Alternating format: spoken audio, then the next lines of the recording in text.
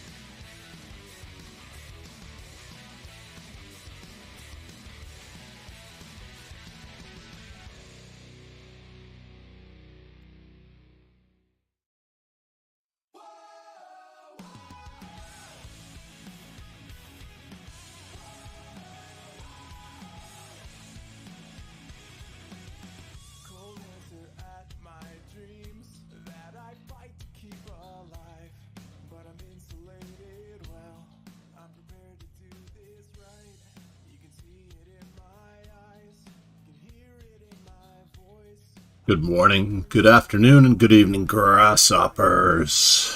It's time to do it again, folks. It's time to do it again. Making small inroads into our rating gains. It's what we want to do. It's like the stock market. You want to build on your game until you achieve your goal. It doesn't mean it's going to happen easily. It just means that you're going to have to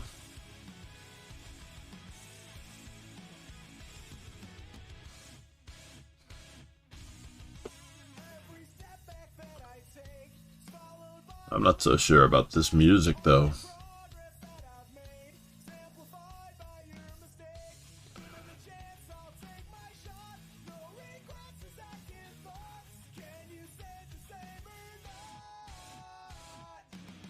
Let's see if we can find a different, less imposing station.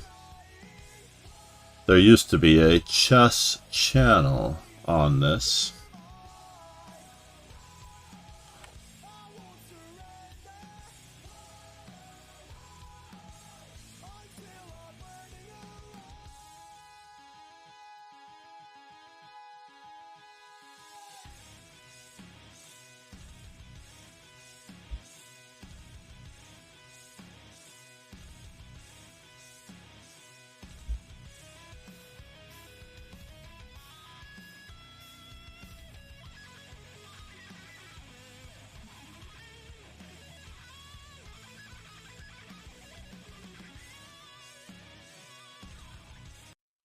Let's try this.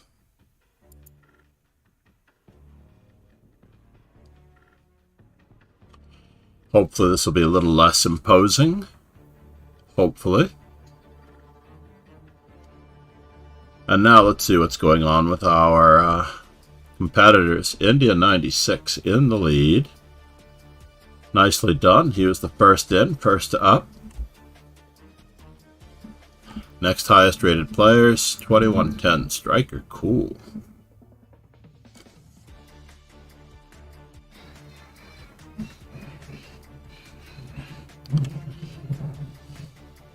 Not that easy, eh? Must cover. This is a logical move. Threatening. Threatening. Threatening.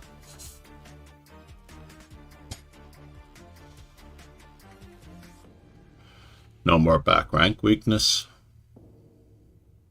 This knight seems to be limited.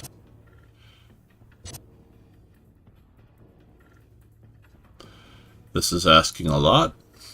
But now we have a problem, Houston. But is it that serious?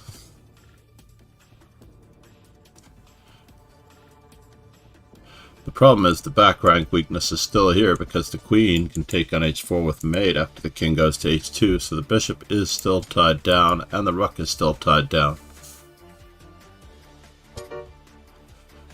He missed his opportunity. So far, he's playing according to the usual lanes.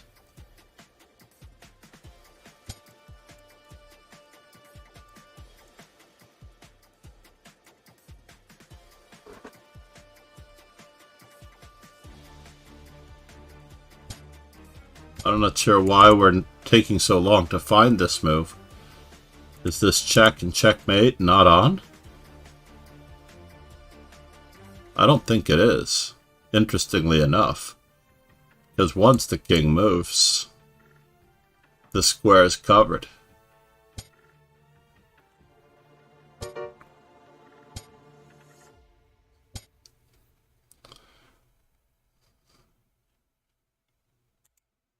It's a little slow.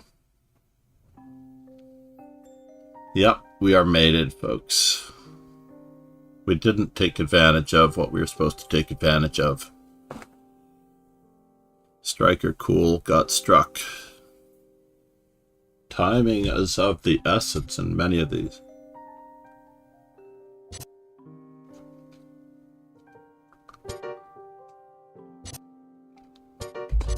Now you do that?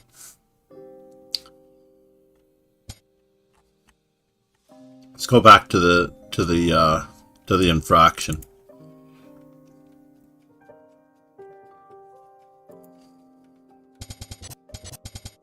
It's a nice Berlin. The Berlin wins again. And here, bishop to e5.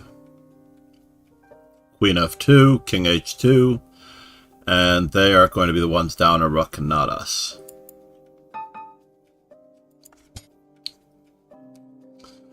Alright, let's make a go of it with the French still. We're following along the lines of Mr. J. Bonin, international master who became a very strong player, playing the French defense, limiting his opponent's options. And we will be dedicating ourselves to this a little bit today.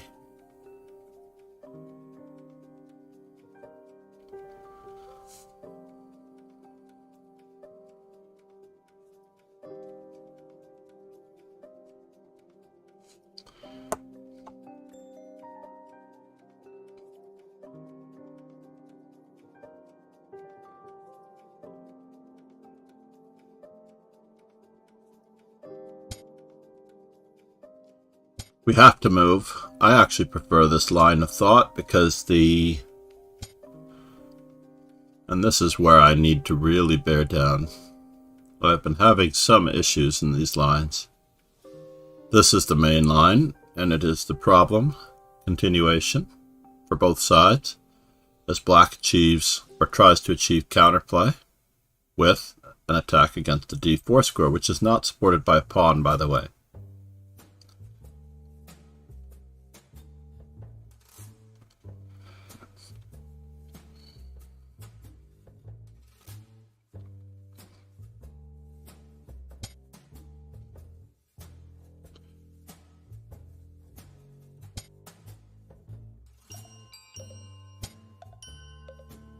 Now, my main knowledge of this theory goes back to an attack on the queen side with queen to b6. However, knight a4 creates problems. Ivanchuk once tried to solve the problems of this position with c takes d4 and bishop c5. That may be the easiest, but it doesn't solve the problem of our bishop. I really need a continuation which solves the problem of my bishop.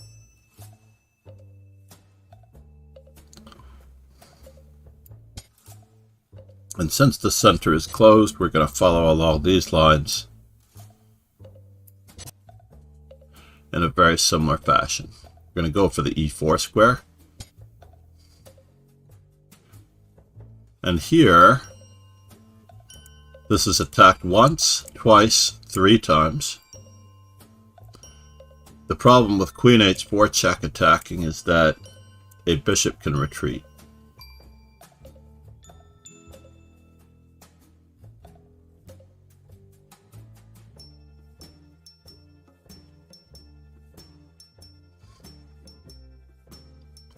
So do we simplify now, or do we play queen to b6 now? I feel like queen to b6 is the better option. Keeping and maintaining the pressure on the knight on d4, seeking exchanges. We still have a bad bishop, though, to contend with. But we've eliminated the possibilities of this knight option.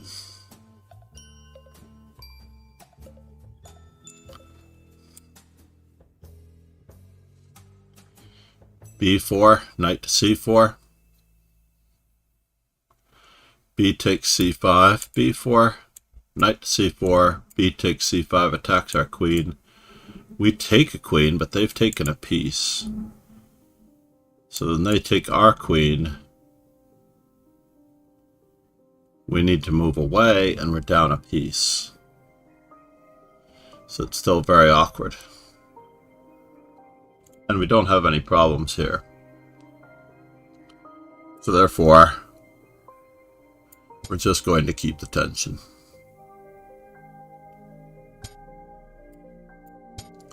I'm going to put a rook against the queen.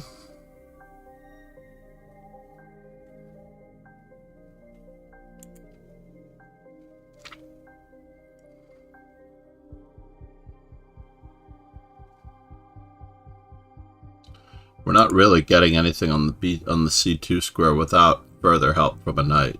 Ginger I love said, "Hi John."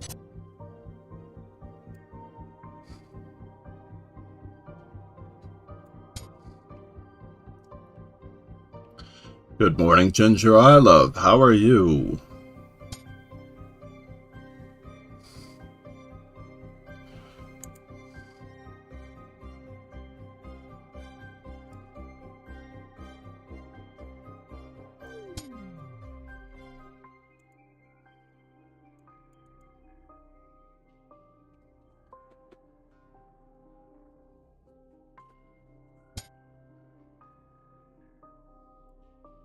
So do we have enough? Looks like he's overextended, but our king is in the center.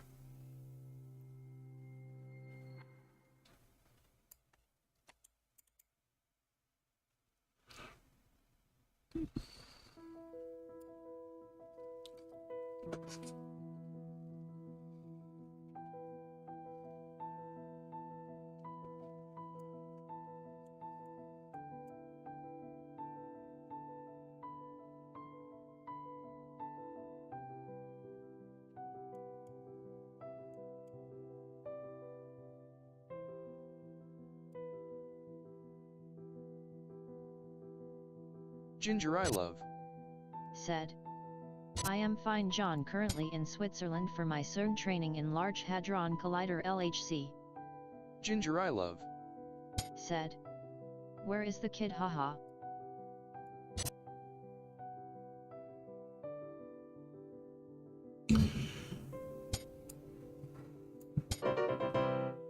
Worked out better than we could have imagined. Our king being in less danger than the opponent's king. Once the rook got to c8, I was very lucky. Let's go back. He is downstairs with his auntie and his nana. It is one of the rare weekends. It's a holiday weekend here in New York, so nobody is working. My youngest is home from school. It's quite lovely.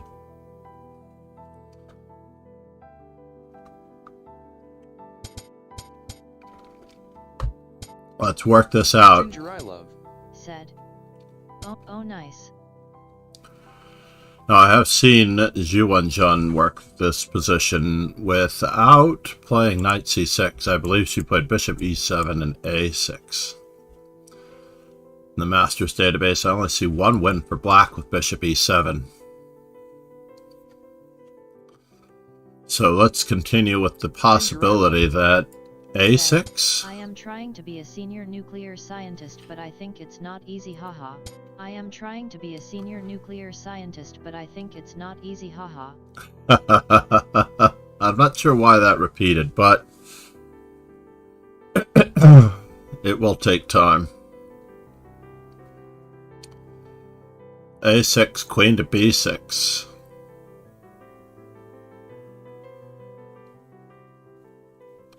Let's look at bishop E7 for just a moment. Zhu Wenjun did score a very nice win in this line many years ago. Queen to D2.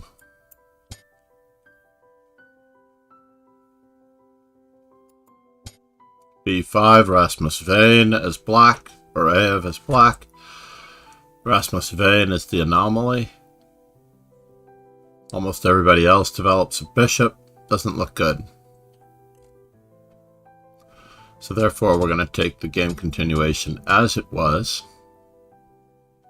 Maximum number of games, 2,853.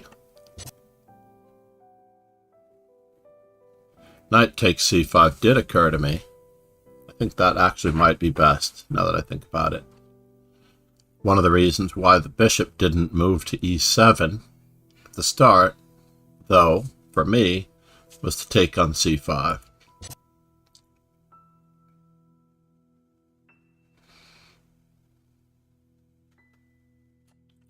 Oh, did I take on d4? Interesting. So not taking on d4. But I took on d4, didn't I?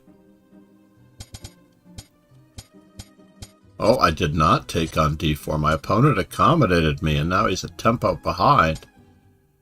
I see. And therein lies the tale.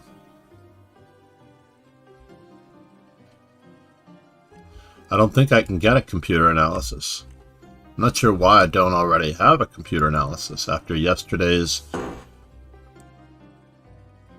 event, the Blitz titled arena, which I did very well in, by the way. We have a very moment in time to check out yesterday's progress.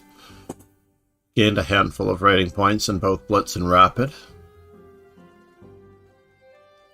The warm-up Blitz did not go that well. I lost rating points in almost everything except for when I played the good players. Kingslayer Sloan said, Ginger, I love OK Cap stats. Captain Stats. It is time for Captain Stats. It's too bad you can't sort by just wins, sort by result, sort by color, and it's too bad they don't have an ECO code on these games so that you can go straight to them and see which game is which. I'm sure the ECO, the Encyclopedia of Chess opening code, could be placed on any of these. I should have beaten Pippi Mouse. Ginger I love said, Rogan, I thought you hate me, but I was wrong, yai. Usually when it comes to Rogan, most people are just wrong. My favorite win of yesterday was against IM International Master Karina Chess. She was streaming at the time and I knew it. Train to Busan routinely schools me. I am so far behind against her, it is ridiculous. So what is the highest rated player? Said, Ginger, I love, I don't hate ya, brother. I beat a 2500 who's an IM. 2541 looks like the highest rated win.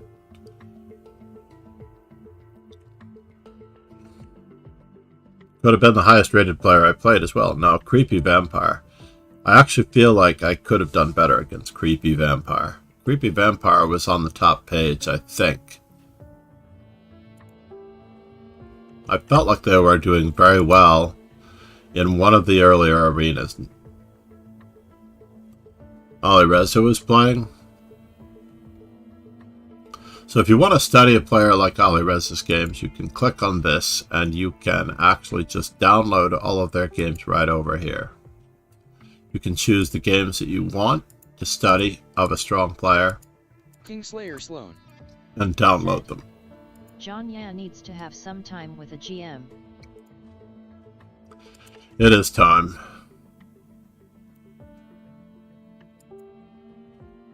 I will start the download.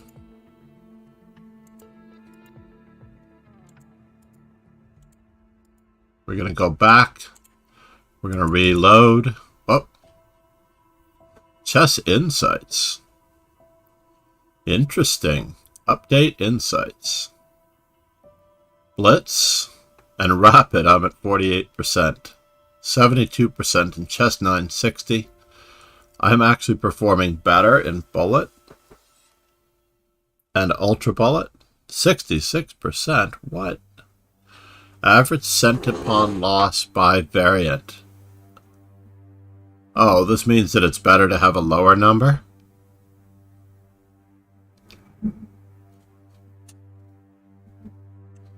I think it's better to have a lower number. That's not good.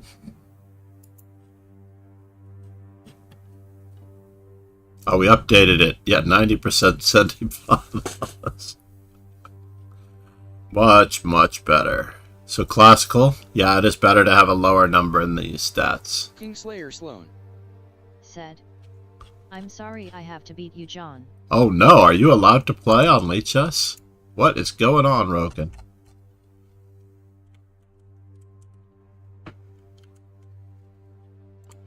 Reload. Okay, we haven't started yet. For a moment I thought... Oh, let's take off the sandals. The in-the-house sandals for a moment. This is going to be serious since I'm playing... If I'm going to play Rogan, I have to take off the in-the-house sandals. How to see my chess insights, John? That's a good question. Let's do that again. Let's do that again. I believe it was on my profile. And it's right below the profile under Chess Insights Analytics from your games. So now there are quite a number of stats that you can change. Do I gain more rating points against weaker players or stronger opponents?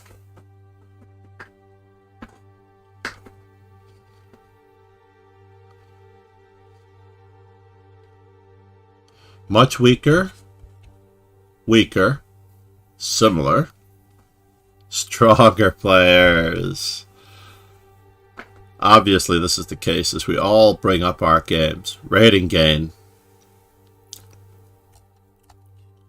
How do I quickly move each piece? How quickly do I move each piece?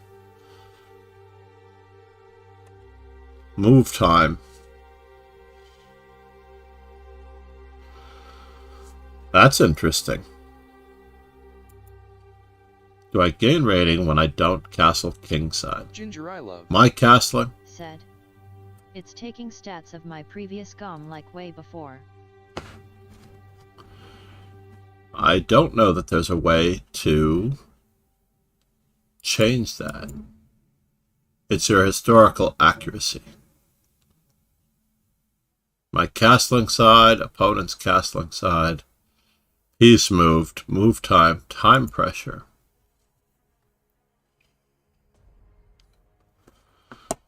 Basically, AIM Chess will charge you for all of this information, but they do it very, very well.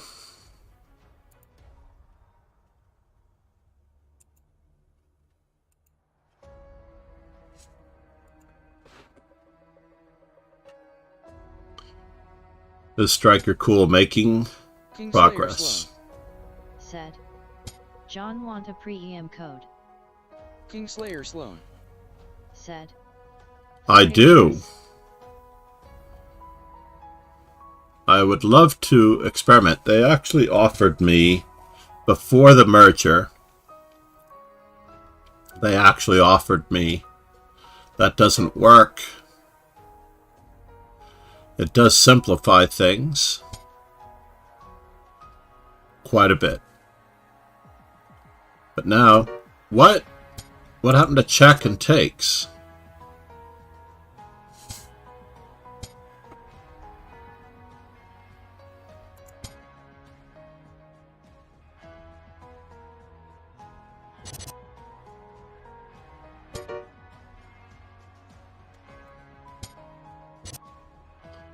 Looks like Striker is going to hold this one, but it's not going to be easy at all.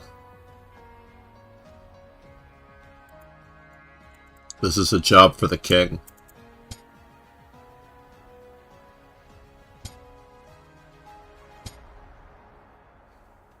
Kingslayer Sloan. Said. Sent code will get you a free month premium. I thought he was going to move to this square, to be honest. Thank you so much. I'm definitely going to check it out. But actually, I should probably wait with it, as we've already discussed. Attack the knight. Ginger I love.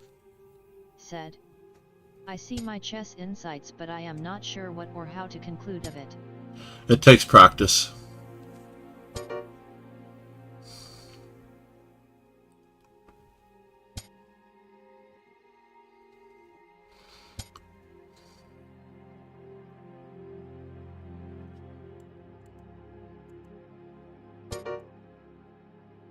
Unless he has a chance to force the draw.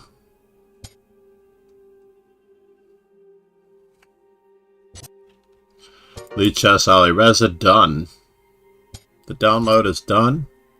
Chess base is opened. I'm going to close chess base. Hopefully I'll be able to find that information when I reopen chess base. It's in chess base 17. Last game.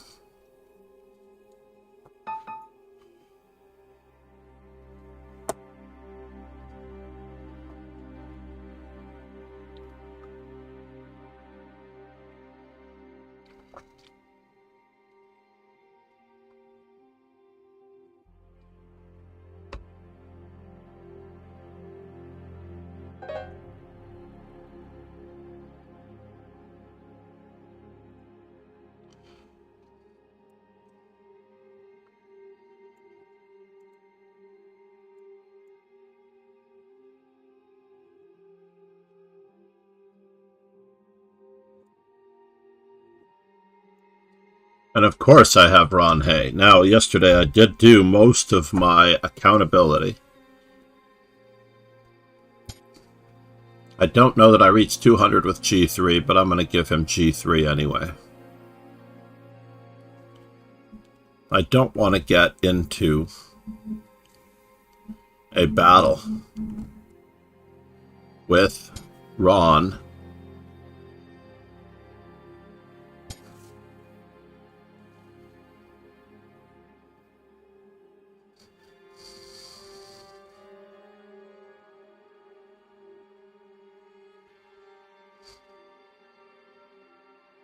in theory.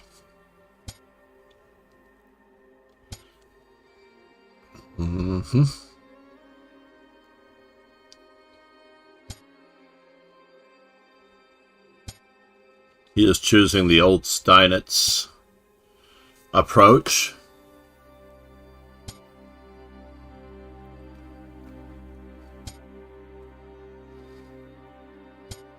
And we're going to try to rip open the center since the king is in the center and he is a move behind. I can play c4 now because I don't have to worry about bishop b4 check, followed by e4, e3, which does cause a lot of problems.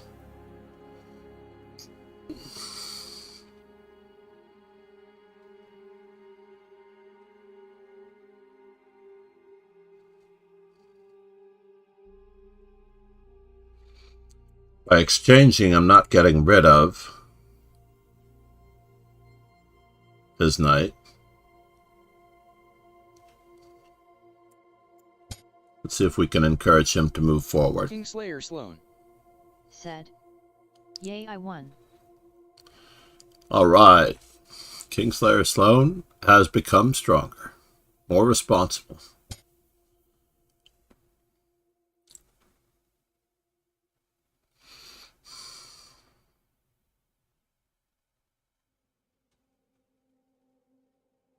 Now the moment of truth. Knight a4, b5 wins a piece.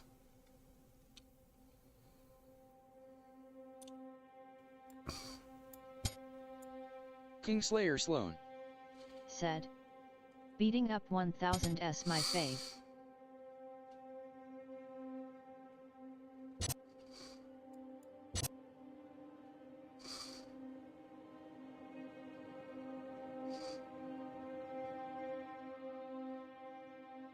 It is the thing to do.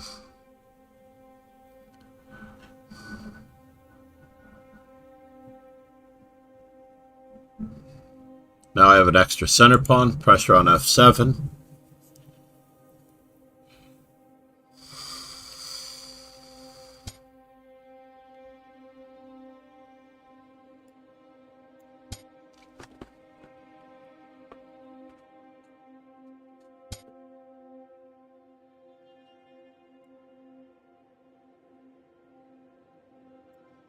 Hmm.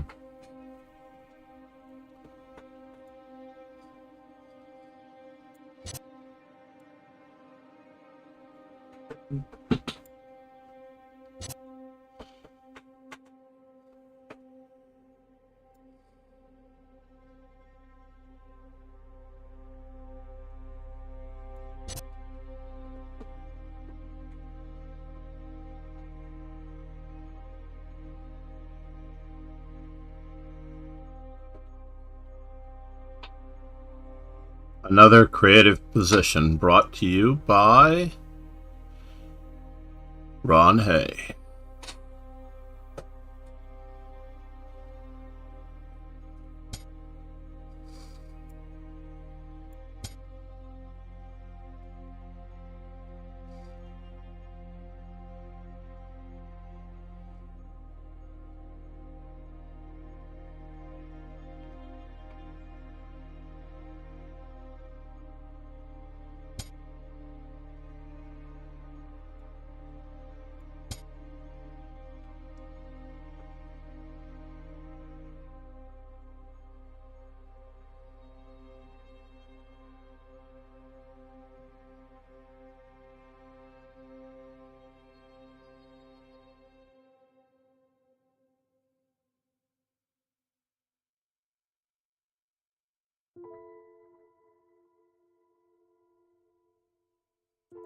This bishop is a little bit of a problem.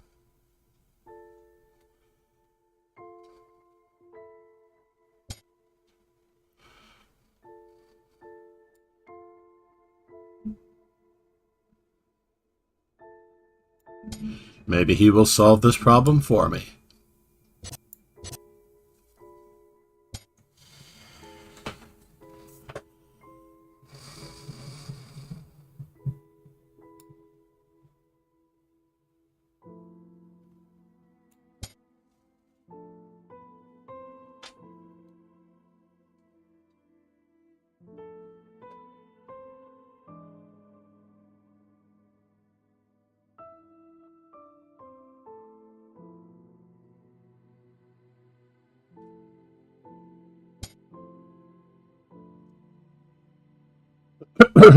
Moment of truth, ladies and gentlemen. Moment of truth. Rook to d1.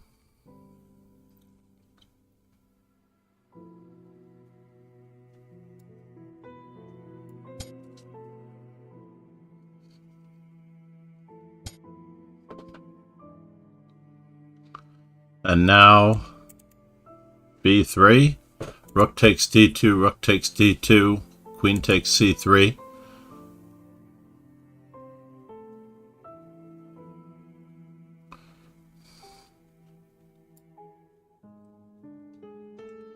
Wait, why am I down the exchange? Ah, that's why I'm down the exchange.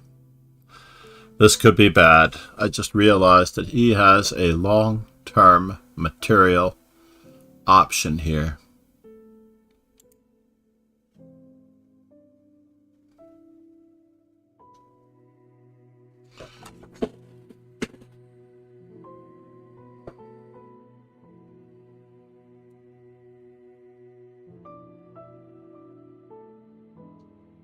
And if he gets the double, this could also create certain problems for me.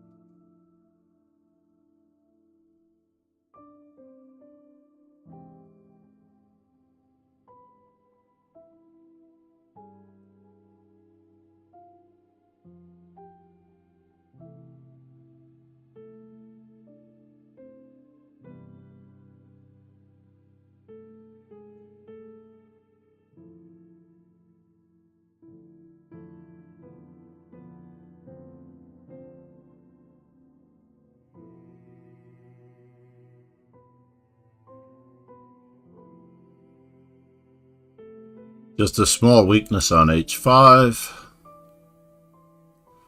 I predict that he will answer this appropriately. I don't want to give anything away.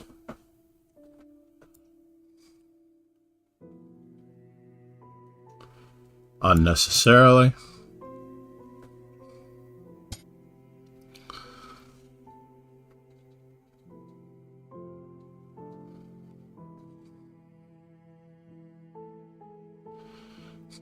He's threatening check.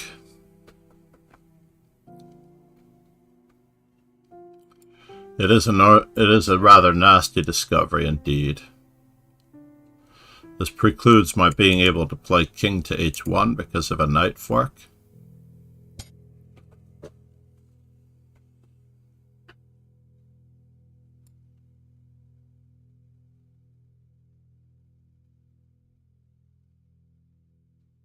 Can I play it this way? I'm not really threatening that or that.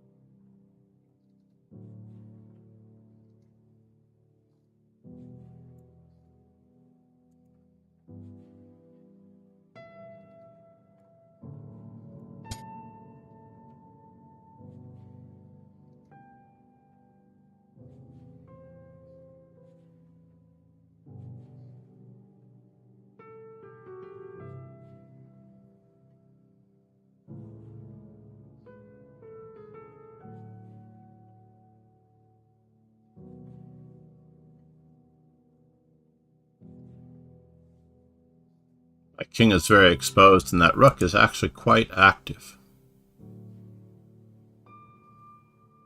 Kingslayer Sloan. Said. Push that time advantage.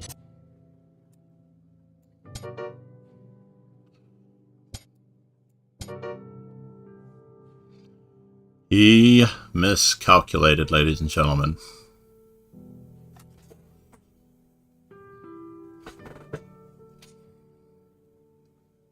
I'd like to thank my agent, the producers at the studio, all the people who made this film possible. That was the threat, but I couldn't find the most reasonable move.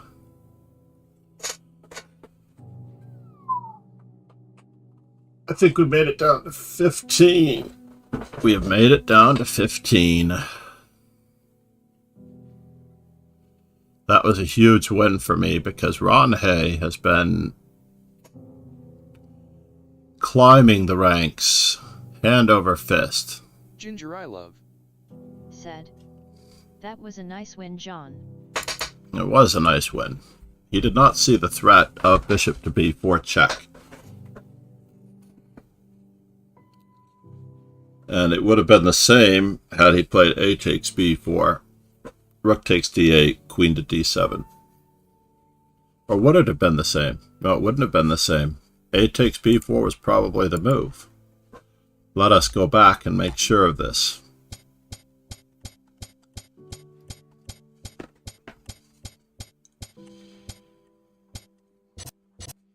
Now, I started this entire opening down a tempo.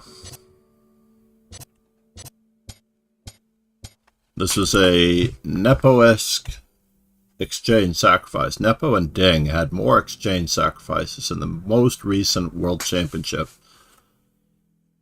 than anyone could ever imagine. I'm studying that match now in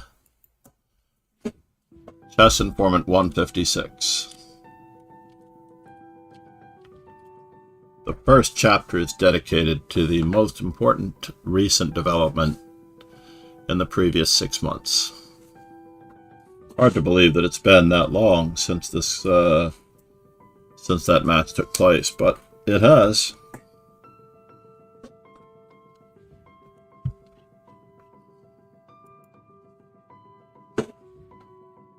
I do believe in the Chess Insight system. We're going to go back to the Chess Insights again.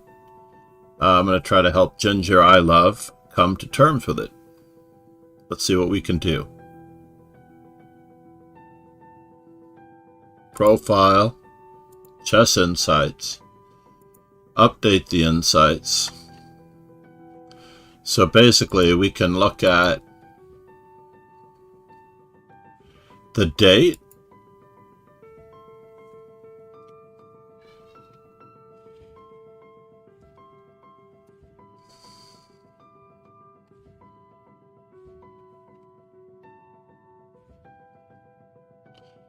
December 9th. My average cent-upon loss in December was incredibly high. We can find the months that I'm able to play very, very well. It looks like my best months are March and April.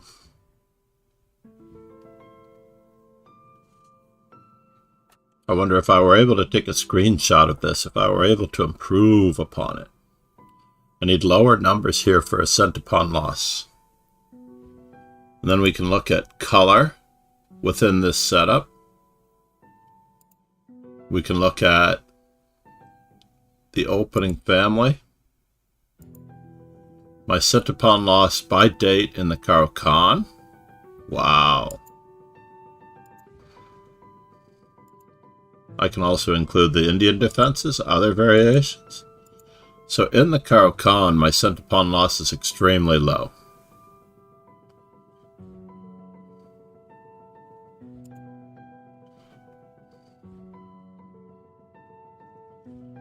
Clearing the filters.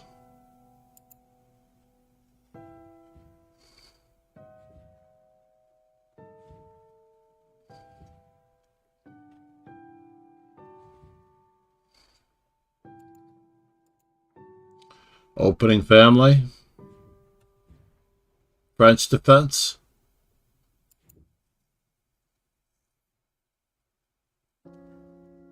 All of those numbers seem rather high. Oh, as white, as black. This is what I want to know.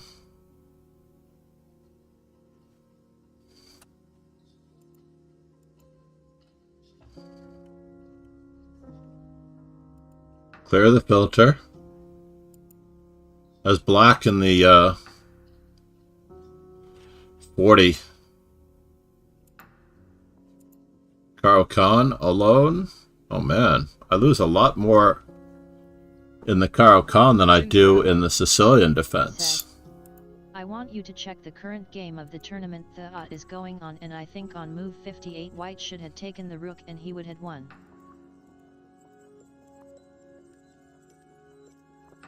On move 58, white should not have taken the rook. No. By taking the rook, king takes. The problem is that the king comes in this way. And I know what you're thinking. You're thinking that when this pawn moves forward, the king won't be able to approach it, but that pawn is going to come down and break them up, and then king takes, and then the king is in the square of the other pawn. So this king is out of the game. Yeah, taking on move 58 doesn't win.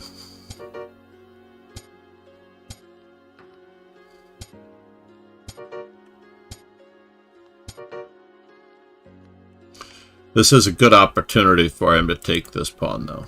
It looks like the game should be a draw anyway.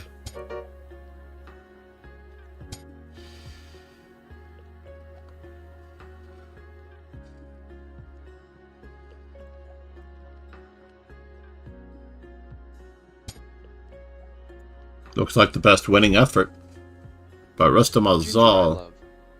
Said, "Oh yeah, thanks, I get it now. Black can push his own pawns." Yeah, black can push the H-pawn to break up the Yankees, as a friend of mine used to say it. Bust up the Yankees. The team. The team will be broken. Ginger I love. Said. Yankees haha. Pegasus sway. Said. I missed the simple BD7, saw the trigger BB4, maybe I should have played better defense, well done anyway. Ron, you are always a tough opponent. The exchange sacrifice was extremely positional. I thought you should have traded queens. Because I'm long-term losing. So what happened there? He moved his pawn. We can give another check. There's no threat of the pawn promoting. There is now. But it doesn't do anything if the pawn promotes right now. That's the funny part.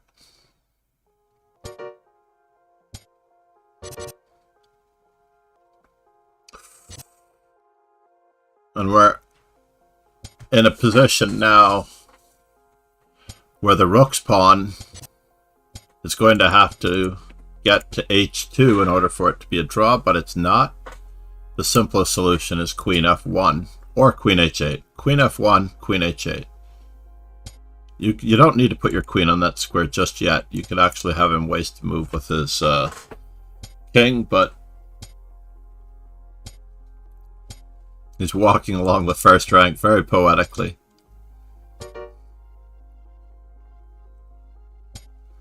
I might have walked diagonally with the same idea in mind.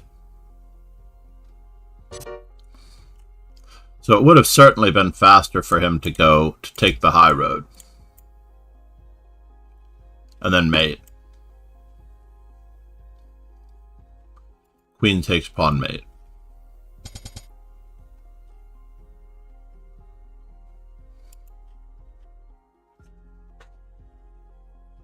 That Blitz titled arena yesterday really helped my game. Even though it was 3-0, it helped my game immensely. I got a renewed insight into my game, not just by the Lee Chess Insights, but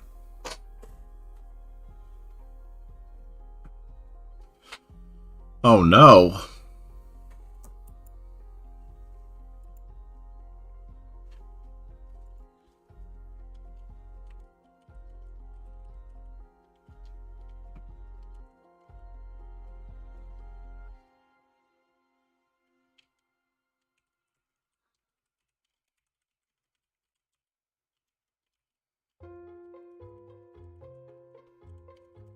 In Swiss events, we are paired whether we are present or not.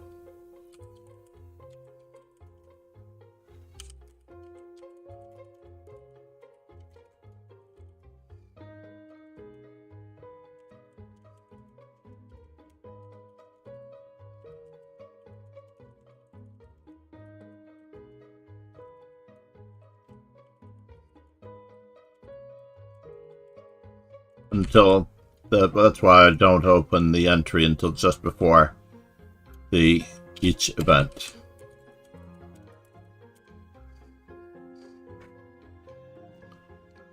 Well, it looks like he's here.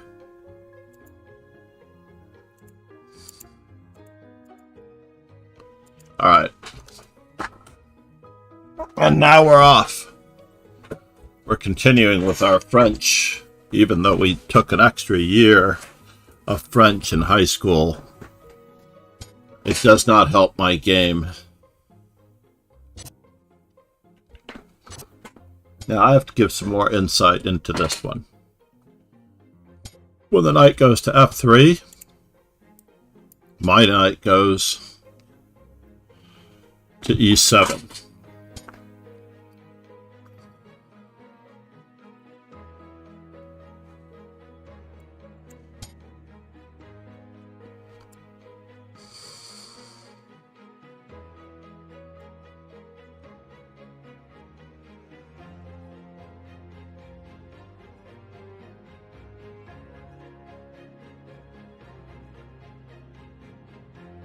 If their pawn goes to c4, my pawn will go to c6.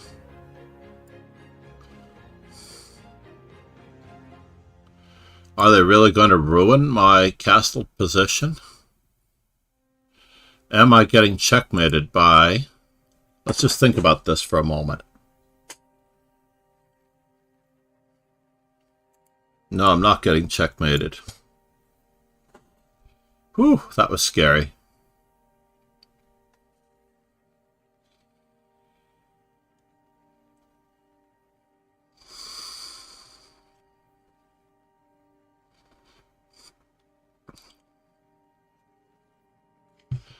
And thanks to Ron, I'm back over 2200. How lucky is that?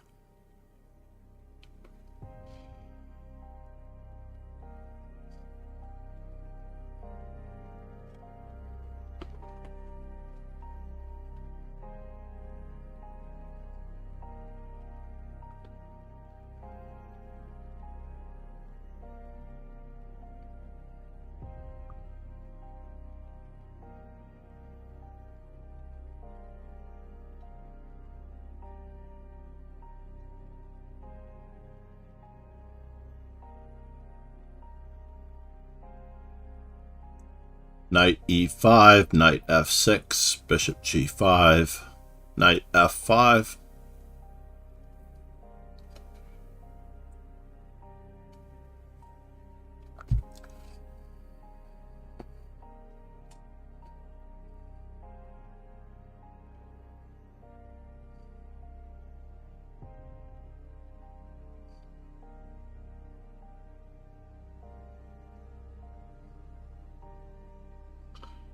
The lack of piece coordination on White's part. I am how many moves ahead? Am I that many moves ahead? It's going to take me 1, 2, 3 moves to finish my development. I'm not ahead at all. It's going to take him 3 moves to connect his rooks. It does create a little bit of a problem.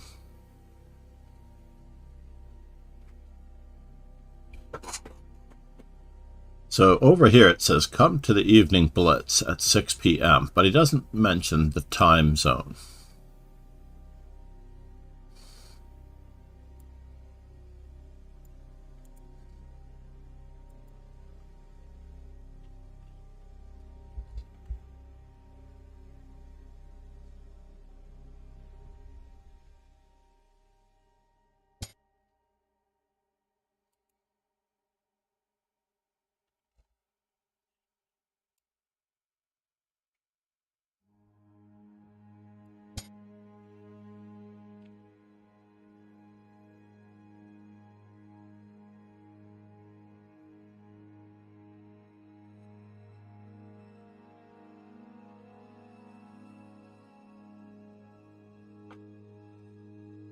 So he has started playing chess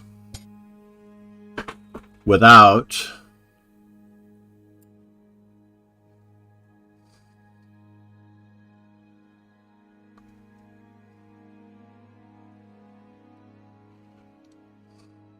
So am I losing a pawn in this deal? Bishop takes, knight takes, queen h5 check, knight h6.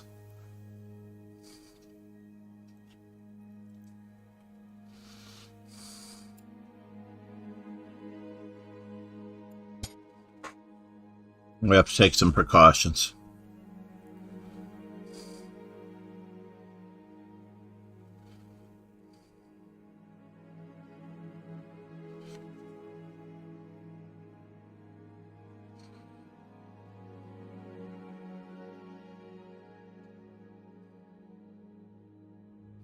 Actually, we don't need to take precautions. We should have let him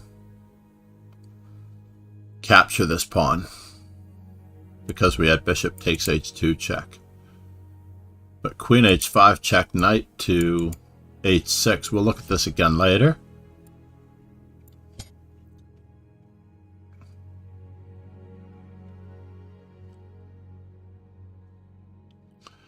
We're going to continue our lead in development.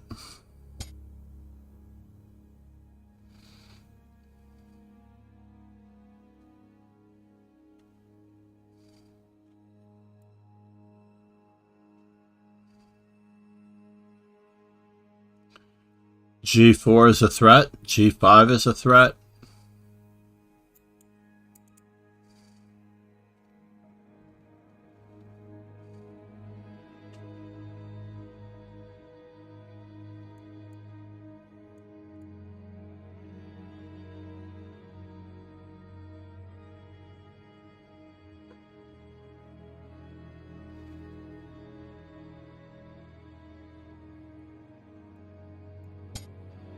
We're going to play this assertively.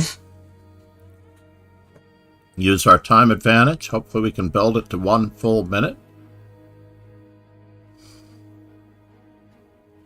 I'm giving myself an isolated pawn, somewhat on purpose.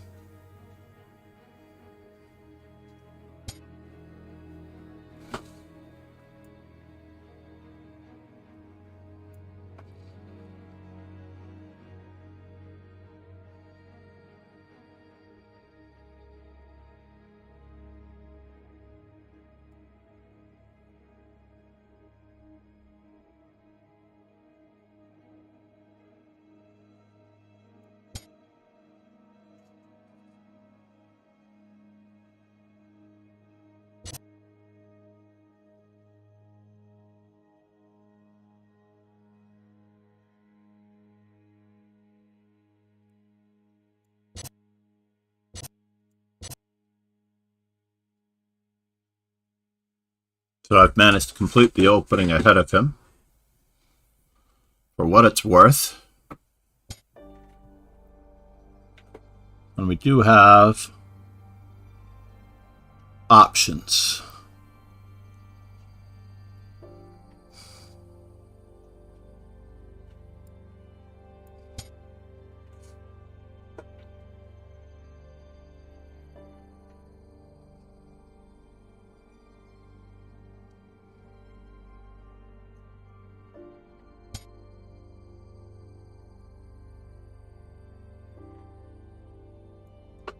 He had g4 without that, by the way. But I do need a square for my knight. If I'm going to be moving. Said. Just one very nice 93% accurate, one inaccuracy, one mistake, 17 centi pawn loss win.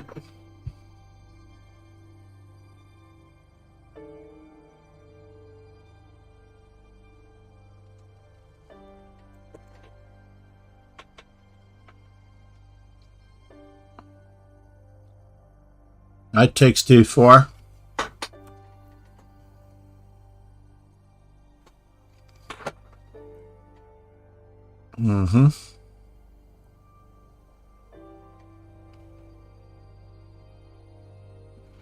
Knight d6, bishop h6.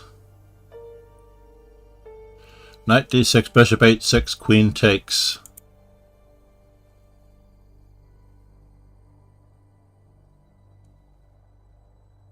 c3, rook to b1, and rook takes f7. I don't like it.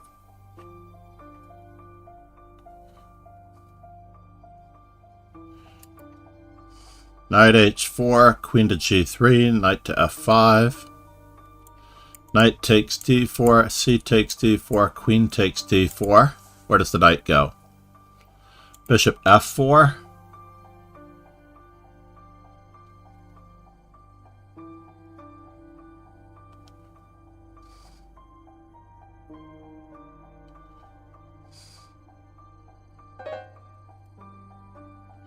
Alright, YOLO.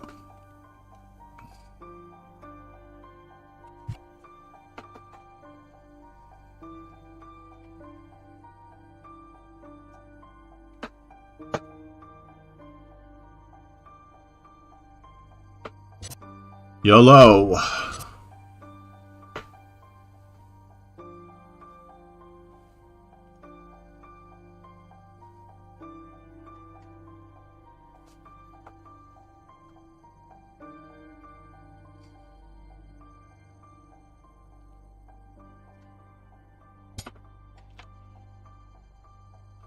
And now for something completely different.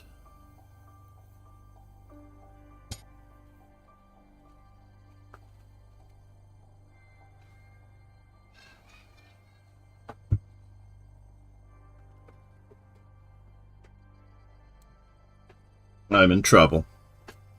There is no doubt in my mind about this.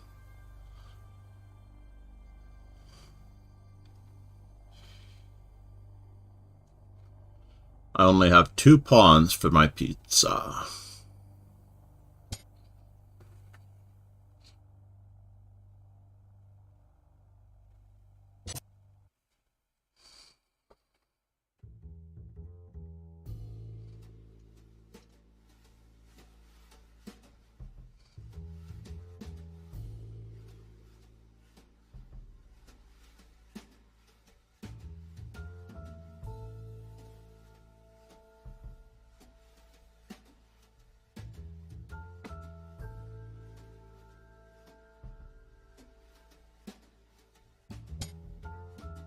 Knight d2 was my original intention, but I cannot trade queens.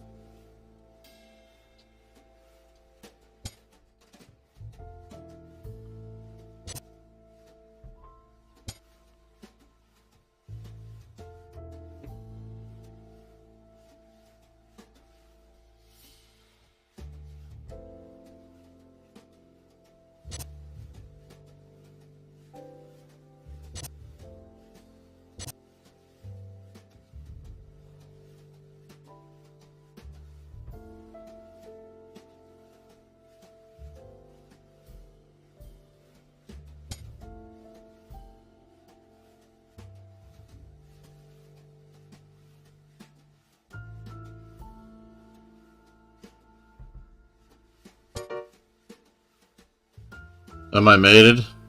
It does appear so.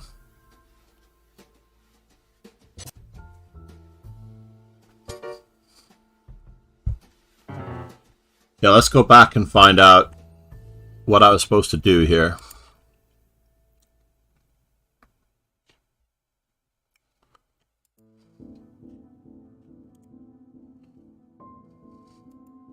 What? Accidentally went off the game here.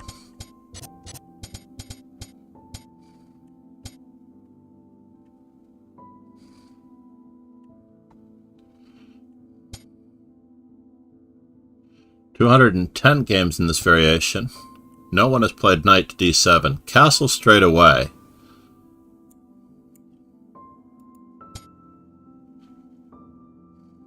And there is no mate because of bishop f5. Silly me. Aye, aye, folks. Such a simple occurrence. I made life very difficult for myself. I didn't need to play h6, I don't think. My original intention was to play bishop to f5, but there is no sacrifice on this square. I hallucinated that one entirely. But h6 is okay. Knight takes d4 was a little extreme. Knight h4 was the right move with a relatively equal game. Knight h4, queen g3, knight f5. Silly me.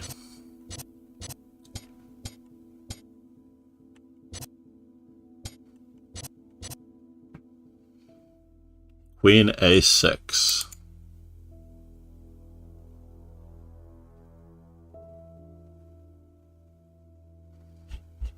Alright, I learned my lesson. Bollocks. Could be time for more coffee.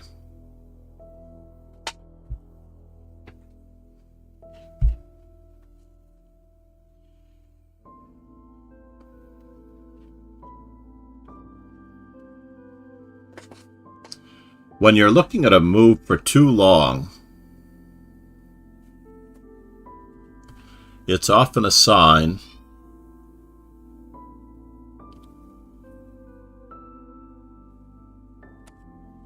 that you are looking at a bad move and you're trying to make it work. So I should have immediately rejected it at the 30-second to 40-second mark.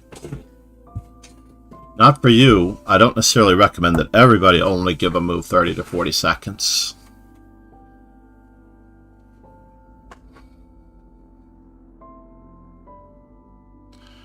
But it takes practice, recurring practice over and over again.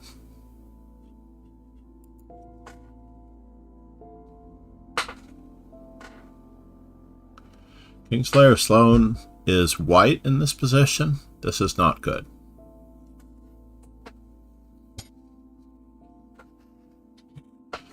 Perhaps it is good. He got it. I can't believe it. He got what he wanted.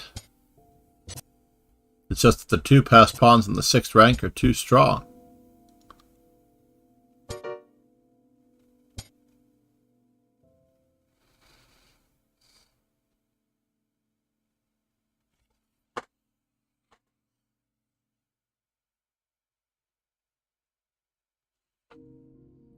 Two passed pawns on the 6th rank are too strong. Let's see if white realizes, and he does, that this is just going to win material.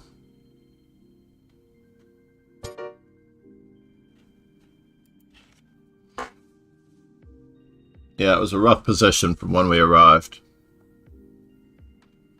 as it turns out. Back to square one. Restless cheese. Good luck, sir.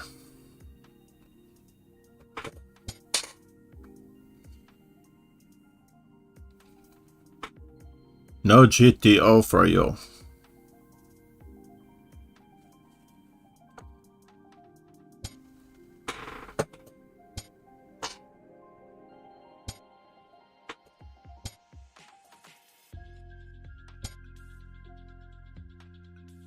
E5 or D5?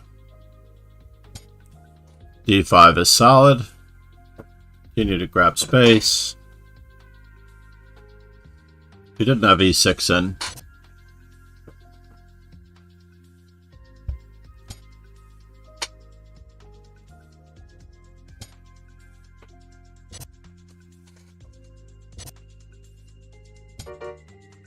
This is the problem.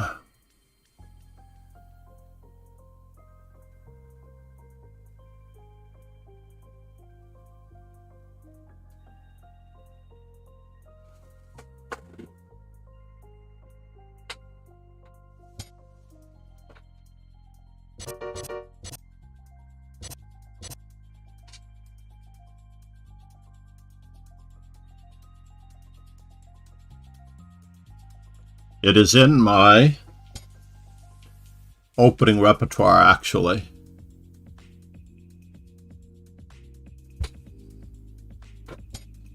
Let's continue developing our pizzas.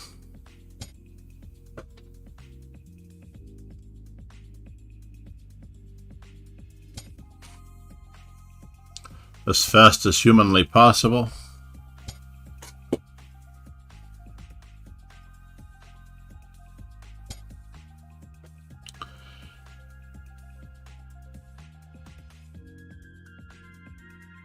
Can I take a pawn? Nope.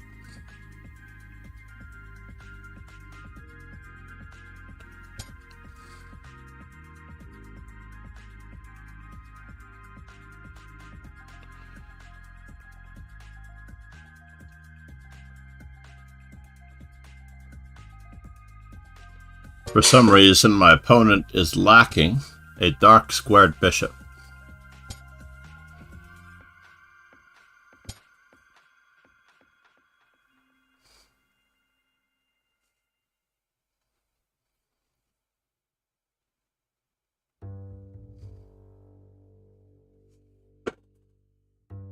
One cannot begin to fathom the reasons why he is missing a dark squared bishop. Check, check.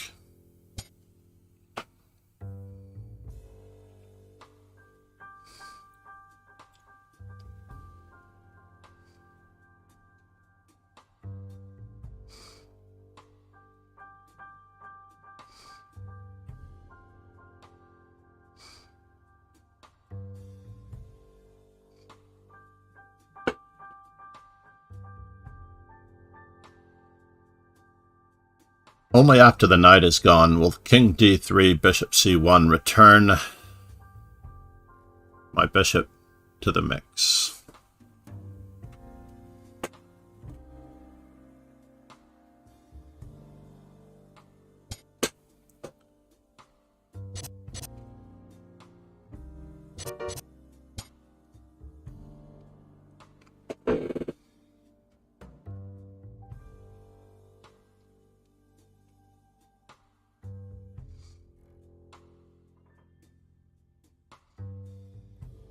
Ginger I love. Said. I played so badly. It is amazing how this happens.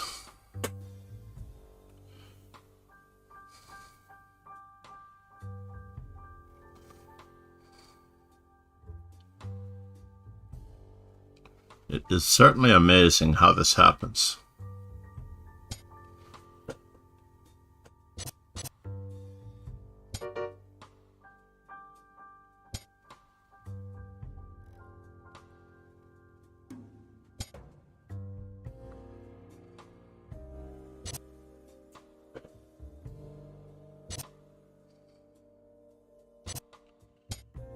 We do want a rook on the 7th rank.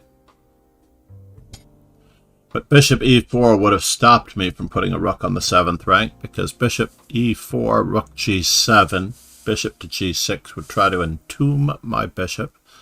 And I'd have to play h4, h5 very quickly to free him, but he has king d6, king f6.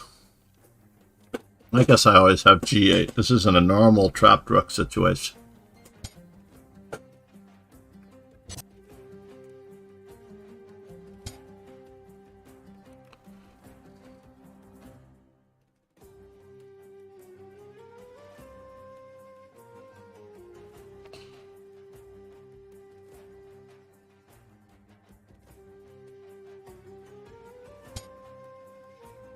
Oh no! Did I do that?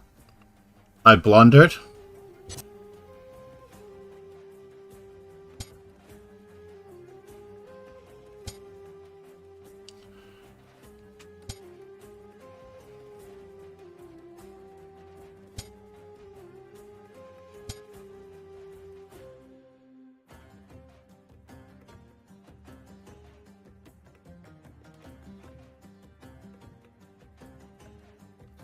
I just blundered my rook to takes.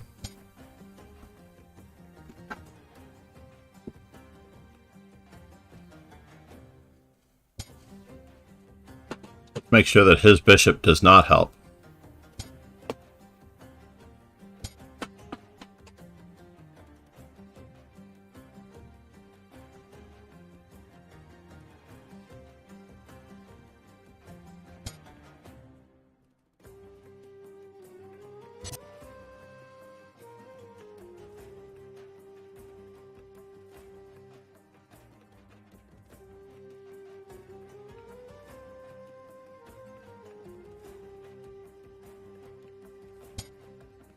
Whoa!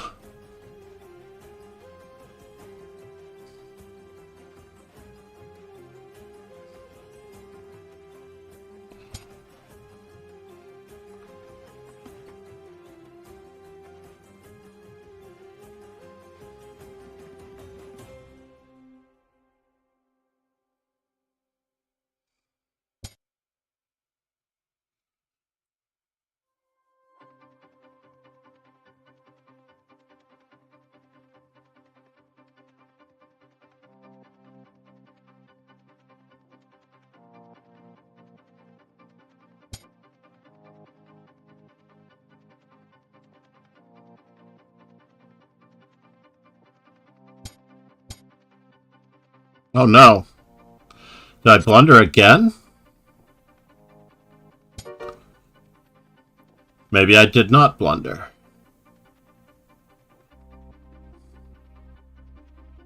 I'm going to get d4 for my king.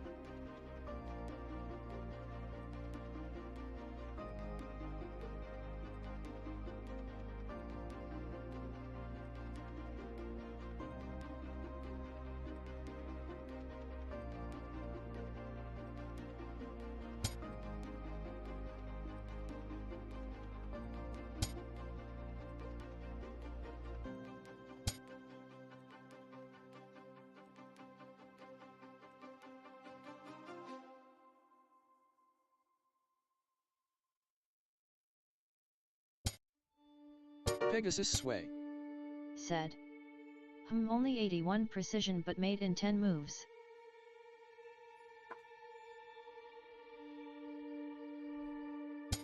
Can't believe that I blundered this twice.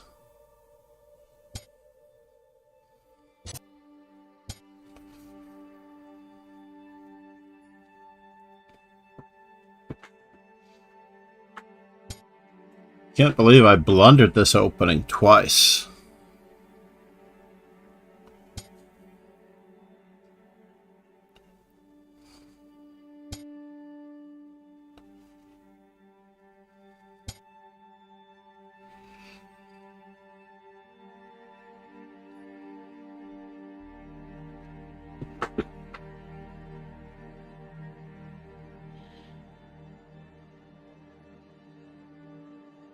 I let up, ladies and gentlemen, I let up when I least expected it. I forgot to stay in character. Pegasus sway. Said. Gambit gives minus in the opening. Yes, indeed.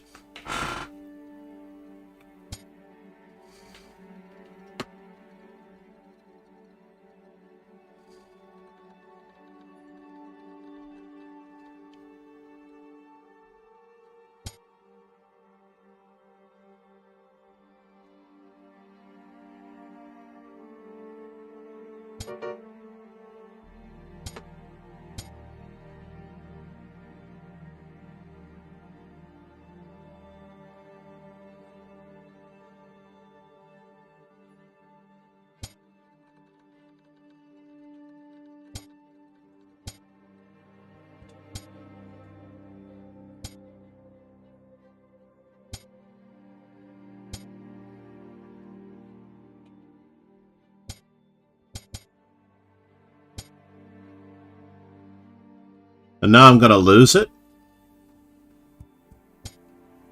And now I'm losing.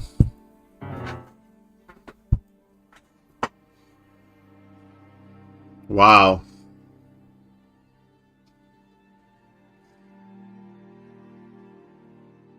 Put my rook king on the H file and lost the endgame. Ginger I love. Said. Wow, GG though completely blundered that rook. Blundered the rook, and I blundered I blundered it again later on. The win later on. If the pawn is on the h6, I think that I have very good chances.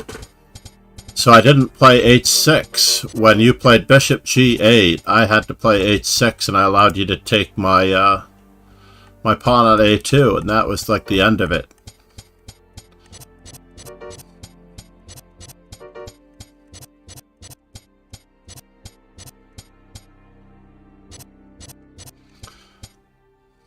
King d5 losing.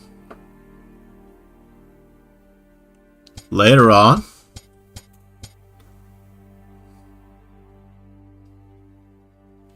Yes.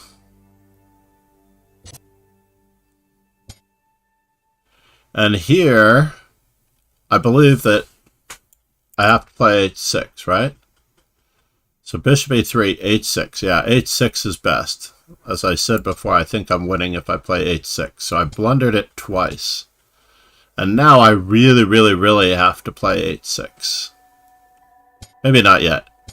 But here I have to play h6. It may still be a draw, but at least here I have to play h6. I need your bishop tied down to that square. And because I didn't do that, I lost. Bishops of opposite color endgame study.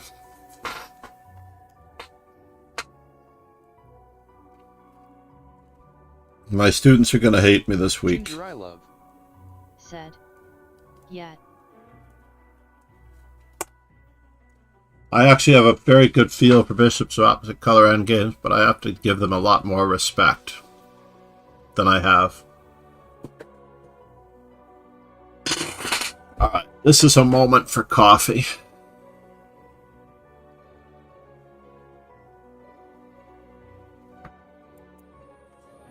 Intermission. If I make it back, that will be great.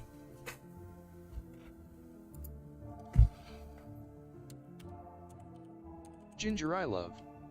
Said. Well, imagine to have a full rook and still losing. Indeed. Yep.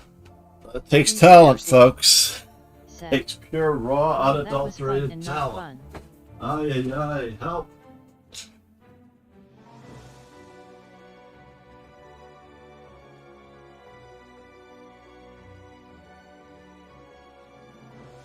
Ginger I love. Said.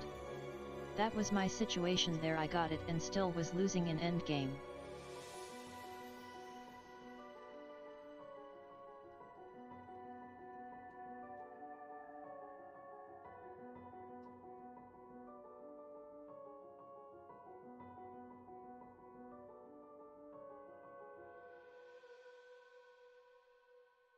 Pegasus sway.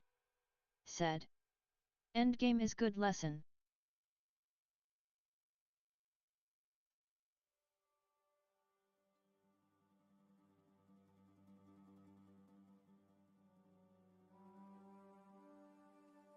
Momo chess.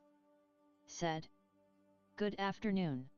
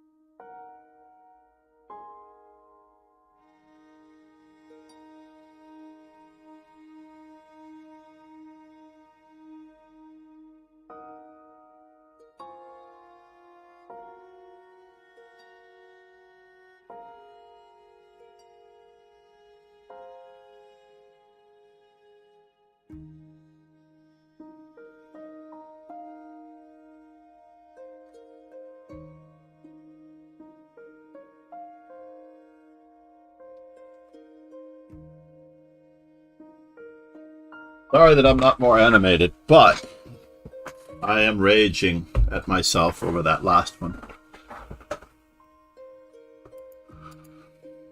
Raging, I tell you.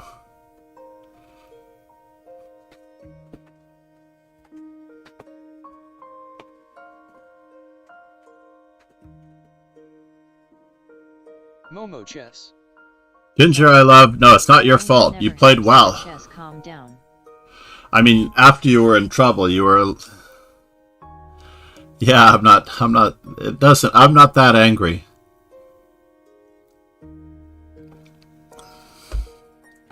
I actually don't get angry, on average. But I am extremely harshly critical of myself, Momo Chess. Momo Chess. Said. You look fuming. I was up an entire rook. Said. Hi, sir.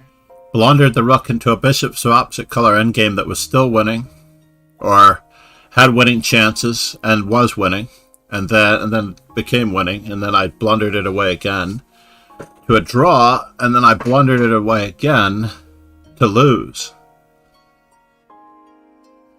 It was quite incredible. Santosh Raj. Said. How to join. How to join. One moment.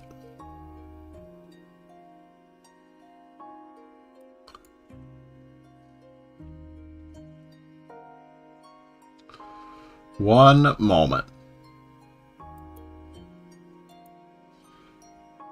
If you wish to join, I can let you in. Are you watching the tournament, TFS? Is that you? What I have to do is I have to up the number of rounds to 99, and you may join. And now I need to put it back to 9 rounds. Santosh Raj. Said. Master, give me your wisdom. Are you in the tournament? Let me just copy the URL.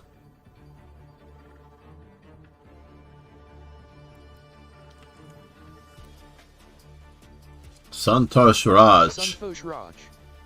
Said. My ID is Lucifer 553. Alright, I just sent the link. I'll send the link again just in case. Santosh Raj. Said. S Master. So let's see, the battle of my nemesis. I lost to both of these players. So what actually happened with that is called dizziness due to success. Santosh Raj. Said. I am in Master. Excellent. The good news here is that white is not losing his bishop because he has a knight attack on the queen and then a bishop attack on the queen. And then the knight is going to dive in.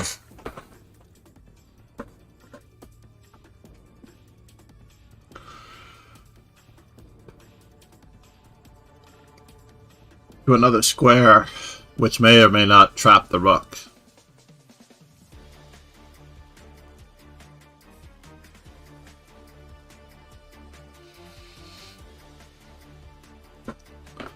But Ginger I Love is up a queen. Master, you are suffering from success.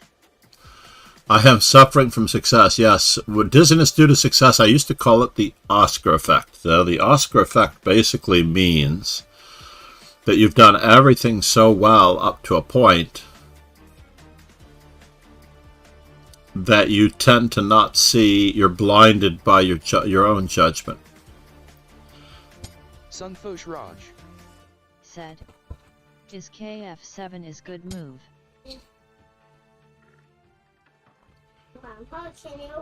Knight F7? No, then the bishop would be attacked. Fix my Rubik's Cube. Oh no, what happened?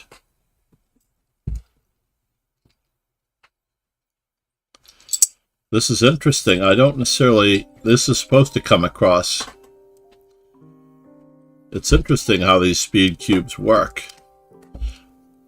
It goes totally fast.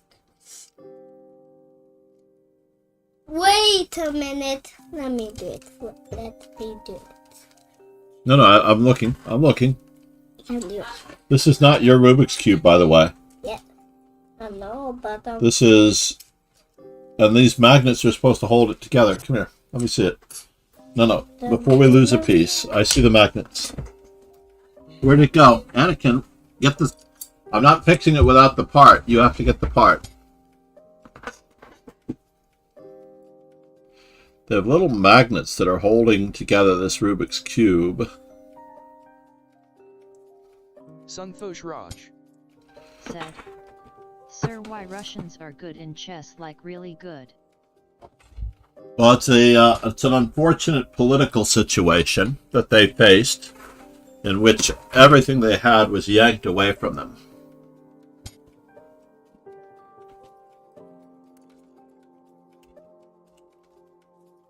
So, Lenin, in order to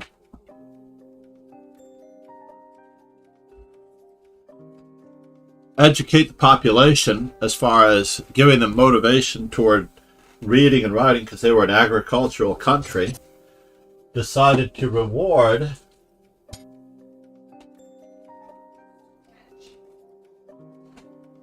it's gone. Ginger I love. I don't know where it is. He manages to lose stuff in here. Draw by moving my queen, but I chose to play. Did I do right? What? Momo chess. I clean. 1 second. You had several choices here, by the way. In this position here, you could have just taken the knight and taken the knight, and you would have had 2 minor pieces for a rook. So as it turns out, you went for this particular position where you get 2 minor pieces for a rook. Said. That's. And it's the same thing. Turned out to be the same thing. So let's take a quick look here at whether or not it was better to do it here and have the knight on the board instead of the bishop, so it'd be opposite colored bishops, or the way you chose to do it, where now you have the opponent having a knight and you having a knight and bishop. So it's a tough call. Tough call as to which one was better.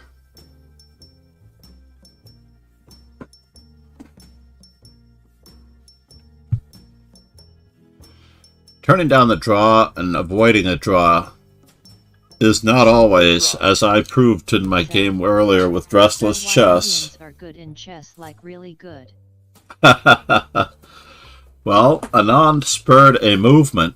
I didn't finish the question on why Russians are really good at chess, but basically Stalin and Lenin introduced academic sports as well as physical sports to show the supremacy of the communist countries.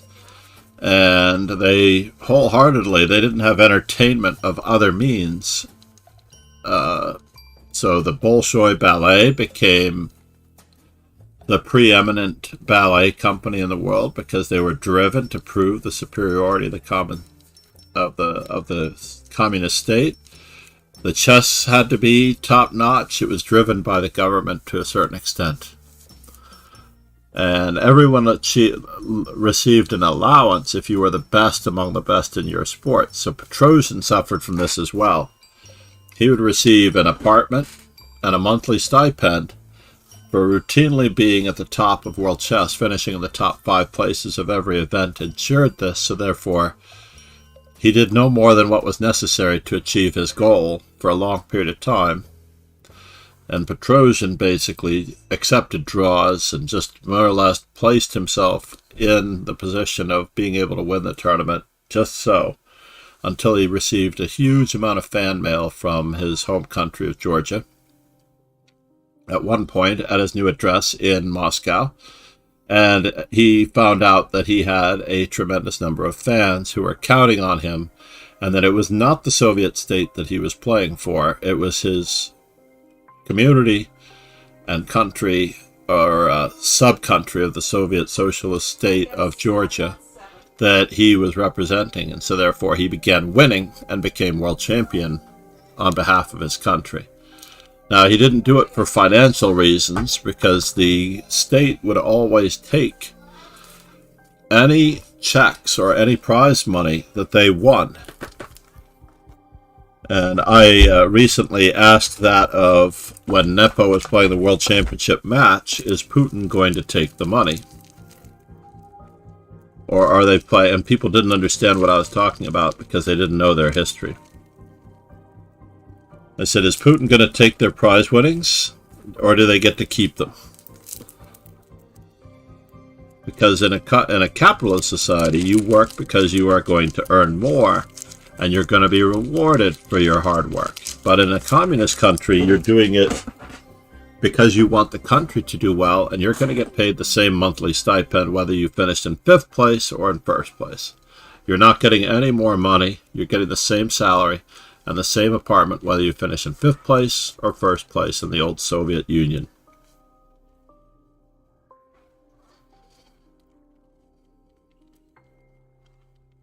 Someone once told me that the Star Trek universe was theoretically the same. Everyone was treated as equals.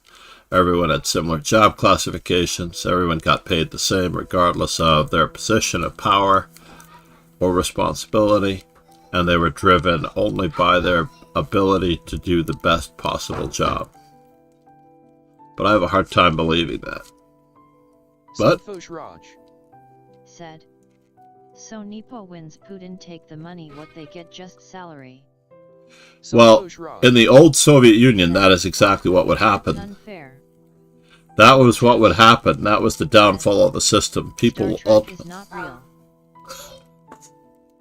You're very busy, right? You can't. That's only because you don't know the current star date. Right? That's only because you don't know the current star I date. want to see these math questions. Like, If you knew the current star date, you'd be able to create your own captain's log and log it for future generations to go, perhaps, where no human has gone before. Can't believe you don't believe Star Trek is real. Slayer Sloan Said. I hate it when people don't know history and look at you like the question is crazy. Momo Chess Said. I do have a warp drive installed in my car though. Star Trek is a living record of the historical documents of the time.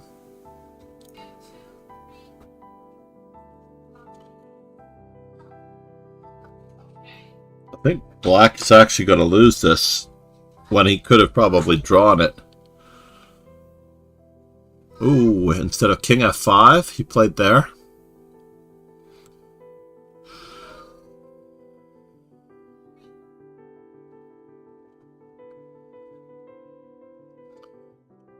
Yeah, if he had his king on F5, then Rook H8 right now would be very close to winning.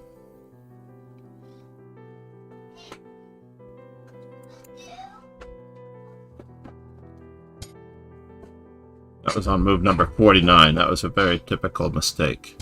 Momo Chess So at this moment, he's trying to limit the knight Monday, movement. I had a great game. I played in one Master Chess Dojo vs a 1931 fighty.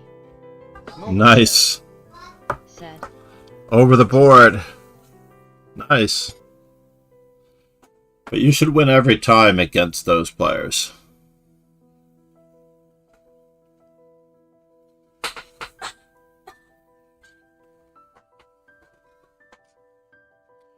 So I maintain that on move number...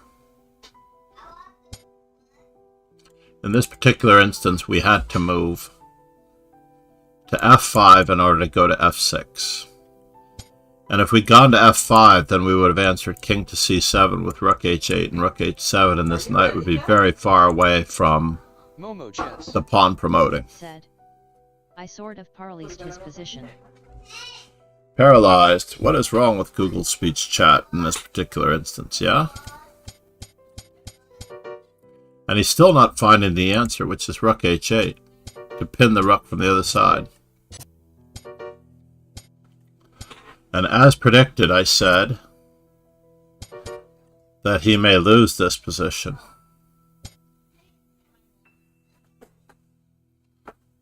And he was up a piece.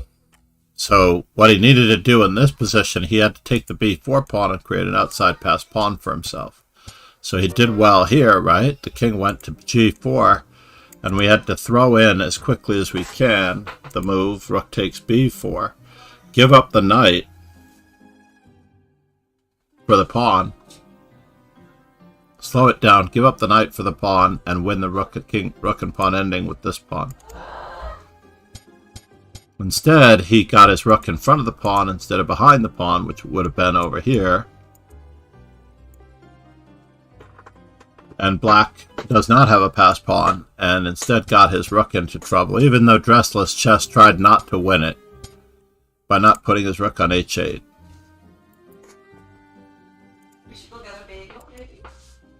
Let's take a look at that endgame, just to make sure that what our assessment was correct. Oh, we could also look at this particular position here. Right here, I think h6 was actually the blunder in this position. Tough game. So here we are. So the queen is gone. And d5 needed to be played right now, yeah? Or knight to d8. There you go. Either or. Knight to d8. He needed a barnacle and exchange material quickly.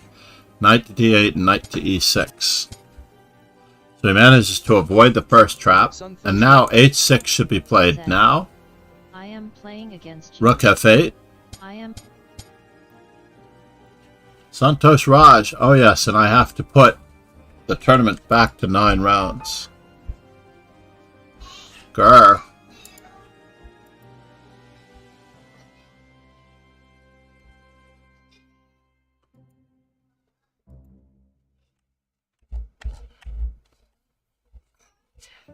First things first, let's get Lucifer underway here. And I need to put the tournament back to 9 rounds. Tournament is back to 9 rounds.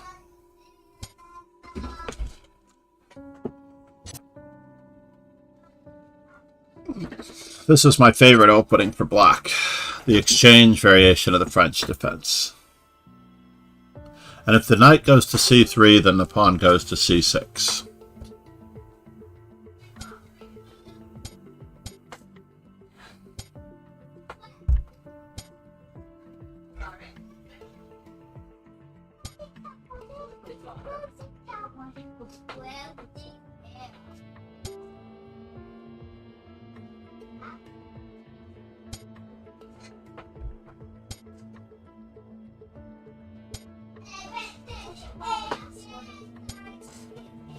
What should you wear? Sweatshirt? Or do you want?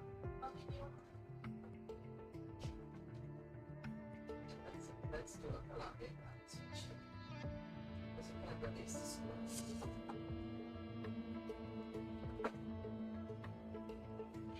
Yeah, queen to c7 was a little... knight to d7 was a little bit inaccurate. And now for something completely different. G6, F6.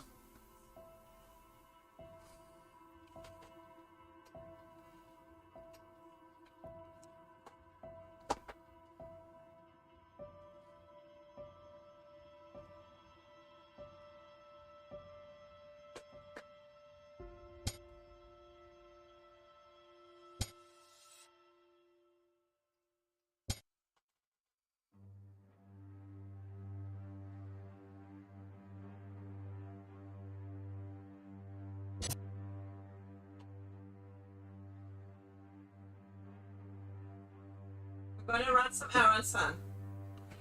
You're gonna run some errands. Did I lose a pawn out of this deal? I feel like I lost a pawn out of this deal. It is truly embarrassing and annoying.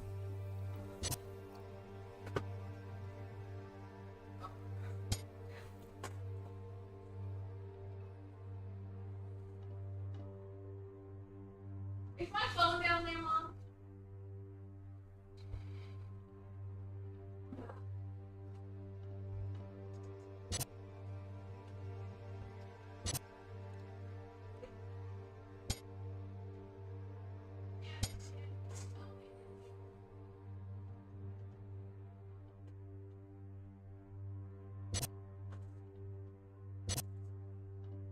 Hopefully he doesn't double rooks.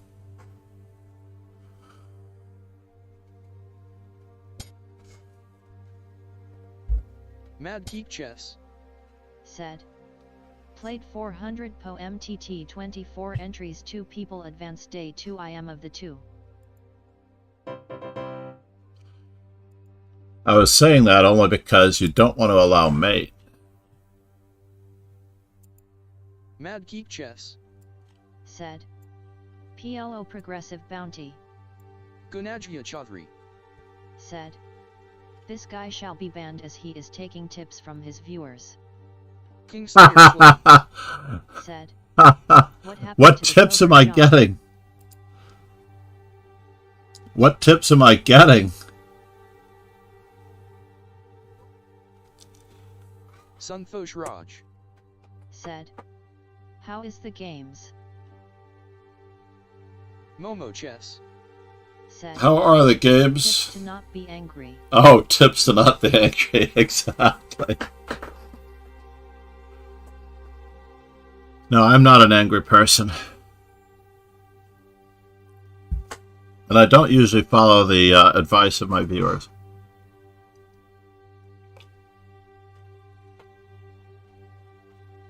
I mean, when they give moves, let's put it that way. Yesterday we had 25 in this tournament. Kingslayer Sloan. Said. John, pull out the tip iPad. Momo Chess. Said. Stubborn angry chess player. We'll create a club, just the tip, where everybody has to go with a tip.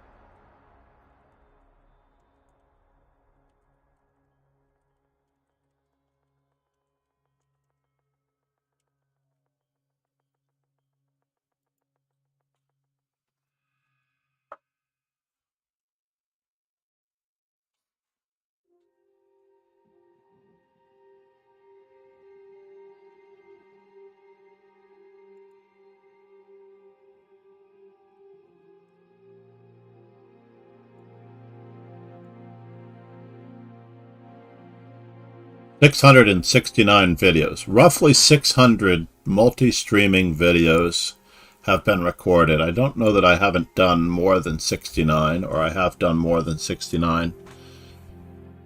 But we're at 669 views. Yesterday's was pulled because of a copyright error. Momo Chess, I don't know how your Japanese is, but the 2 songs that were flagged yesterday are probably in Japanese in my playlist, and they are listed as, let me just take a look on the content from yesterday. It basically nearly gave me a copyright strike. Mad Geek Chess. Said. Momo chess, are there any other kinds? Dreams Come True by Osaka Lover. I probably need that in Japanese to look for it in my playlist. And Go Easy On. Kingslayer Sloan. Go Easy On. It's a very terrible Mad Geek translation, Chess, I believe. I'm catching strays here.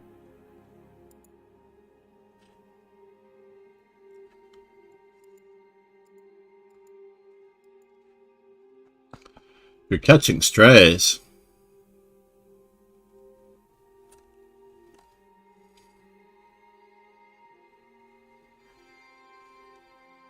Kingslayer Sloan. Said. I'm not that angry. Mad Geek Chess. Said. Kingslayer Sloan bra good day poker good sleep and gonna watch Road Dog new movie. Was Absolute Marlin in the event?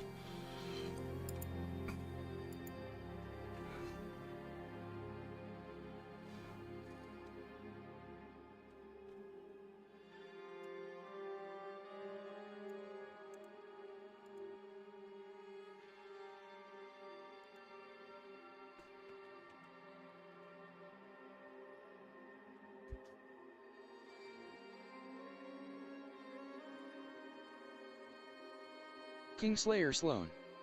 Said. Mad Key Chess looks like a good one, hope you're out of the poker slump.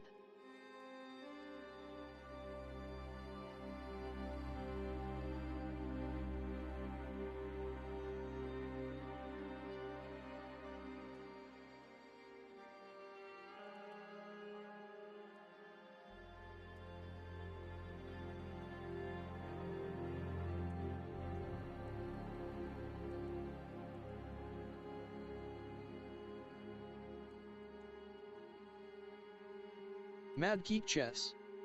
Said. Slump gone made day 2 of 75k MTT tournament. Nice. It's all mindset. It's all mindset, Mad Quick Chess. Let's give him a... Yeah, I believe that playing in tournaments is the best way to minimize your losses and maximize your value, especially when you're experiencing slumps. Because that way you get to get in for a fixed amount and you're not playing with emotion with your chips. Said. Tournaments rare here. Also for me, because Atlantic City hasn't started up yet, or at least some of them have. I have to check again on Bravo Poker Live. By the way, I believe that Bravo Poker Live may work worldwide.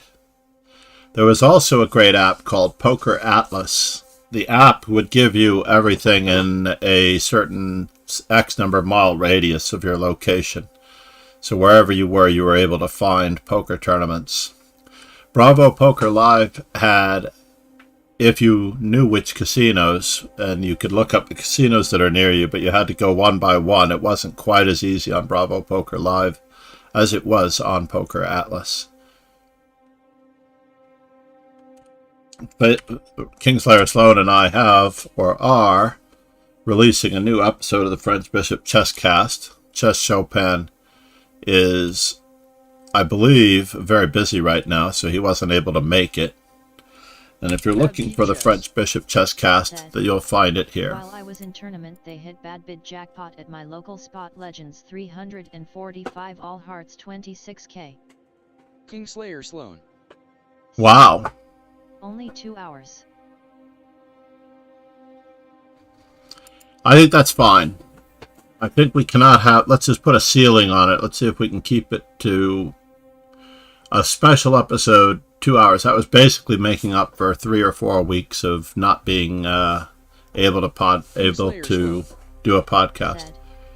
Tarantino movies are shorter. Indeed they are. Did I get a full point buy? I feel like I should have.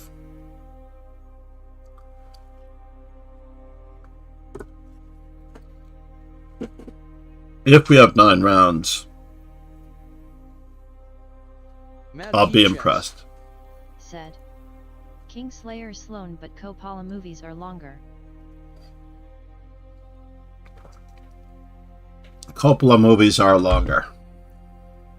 Gangs of New York. Godfather. Sorry, I was thinking of Marty Scorsese. Yeah, Godfather Part X.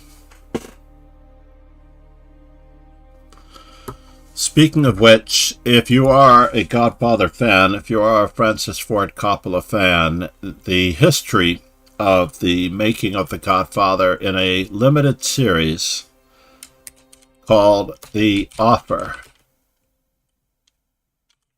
is available on Paramount.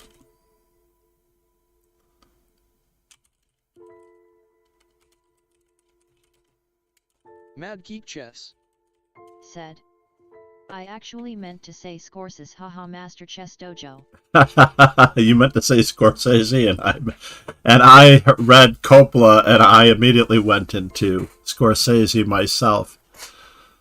Coppola is before Momo's time. She wasn't born when The Godfather came out.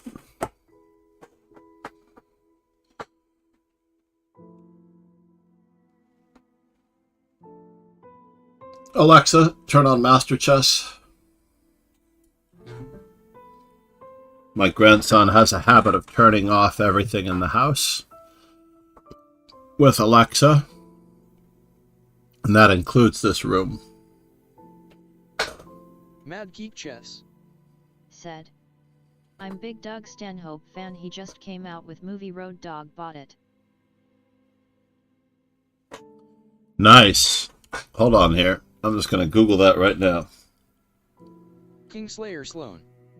Said. At least he is not turning it on saving power.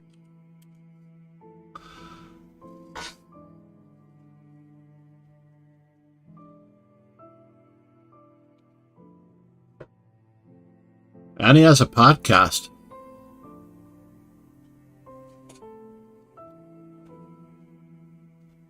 Kingslayer Sloan. Said. Buying movies, damn people still do that. No, nobody actually does that. We wait for them to be streamed. There's no way. Unless he bought it on Amazon Prime. There's where you buy it. Or Vudu. I own a lot of stuff on Vudu.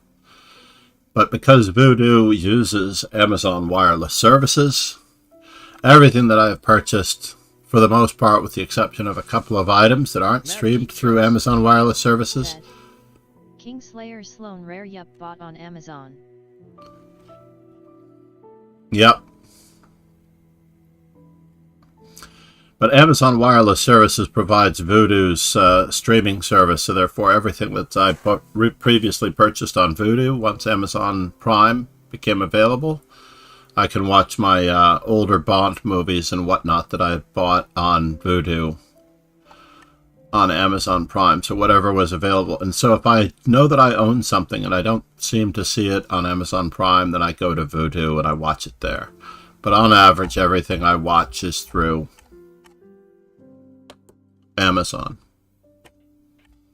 I am hoping that the Monopoly judgment. Said. Mad Geek Chess, do you make chessable courses?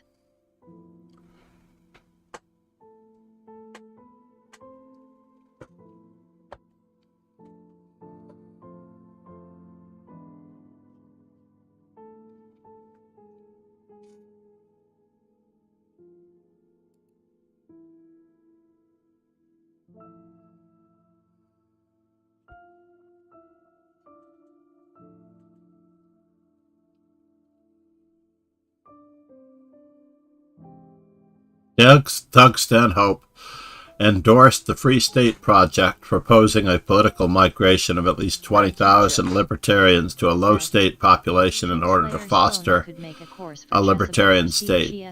But don't want to give out all the secrets to the masses.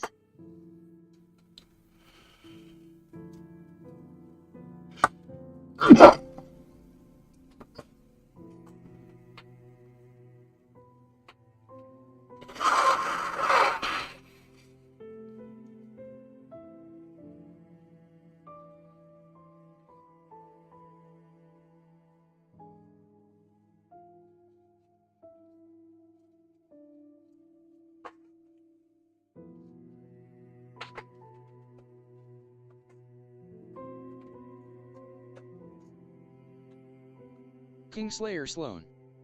Said. Mad Geek Chess can't let them plebes get good. Mad Geek Chess. Said. Kingslayer Sloan, so are you gonna follow through on Woodpecker?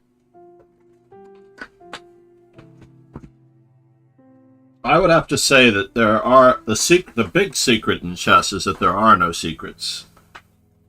It's the Kung Fu Panda theory.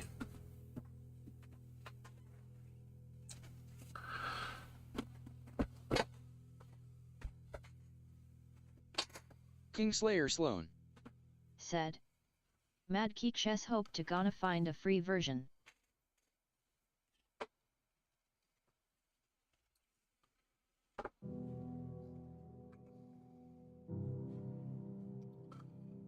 Or you could put it on an Amazon wish list or a Chessable wish list, and someone might gift it to you from your Mad Geek Chess. viewers. Said. The same secret in chess, and students in general find the right students a big part. Indeed.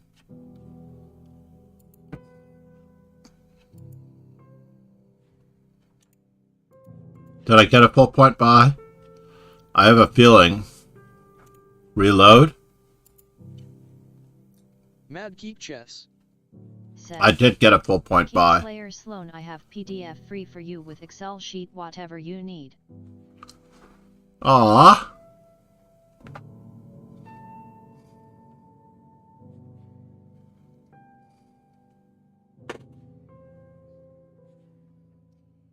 Before the woodpecker method, as probably Matt Quick and I were raised on older tactics books, I believe the original woodpecker method was less expensively available in 2 volumes of Winning Chess Tactics and Stratagems by Reinfeld, or Winning Chess Sacrifices and Stratagems by Reinfeld, and 1001 Brilliant Ways to Checkmate. Said. Reinfeld. Yeah, Reinfeld did it first with those. I was looking for the other book because I have it on Chessable, and I use the paper copy with students of a lower level. Yeah, 1001 Winning Chess Sacrifices and Combinations. Spot on my first 2 tactics books, perhaps. Yep, that was the original woodpecker method for us.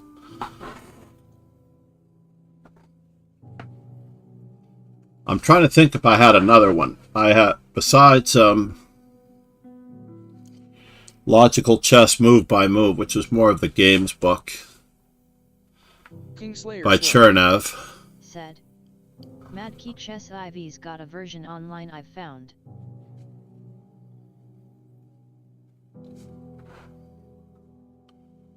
Mad Geek Chess. Said. Albert's Pocket Tournament Player or something on train. Yes, that was a very small book. I went through that cover to cover. It was the 300 magical positions that he talked about. Do I have them over here? And then he came out with a volume 2. I don't know if I have the original volume. I definitely don't have the original volume that I used.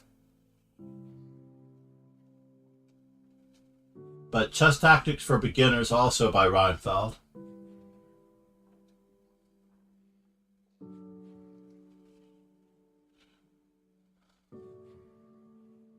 I have to look around this bookcase that I have here. There's so much material today that it's incredibly hard.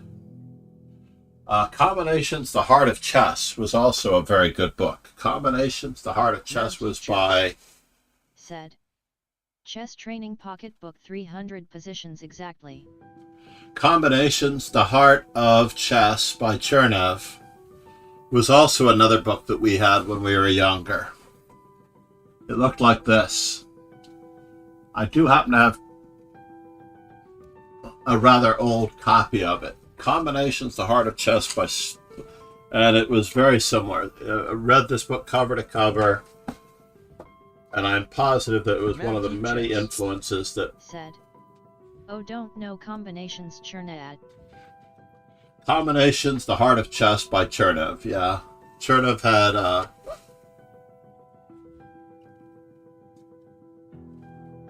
Let's see if I look for Albert on this side. I was pretty sure I do have that book, but I don't see it. I'm a little worried now.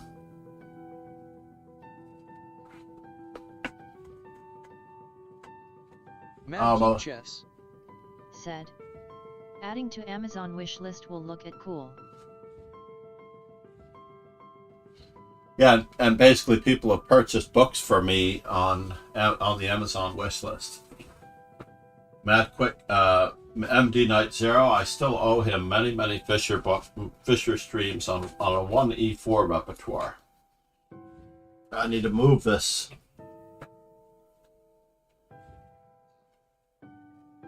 Be able to find the Albert book. Oh, there it is. Found it. If I move this, then it was visible. And I actually met the girl in the image. So Albert had a tendency to put his professionals on the cover of the book with him. This is a Russian model / professional for hire. He often kept these assistants available. 300 chess trading pocketbook. Those are the days. Make sure it doesn't have the glare on it. And she was actually at the first the second Deep Blue versus Garry Kasparov match. That was around the time that this book came out. The Deep Blue Garry Kasparov matches came out. She actually looked better in person than in this photo. Very attractive. Basically, the diagrams are on one page and the answer is on the next. I'm not a big fan of this particular thing. I like the answers to be on the back of the book, but certainly this one you can cover this side with a 4x6 card. Here's a 4x6 note card, so you can cover the answers on a 4x6 card and then study the diagrams. And then when you want the answers, you can just remove the 4x6 card and all the answers are on the opposite page. Quite nicely done layout.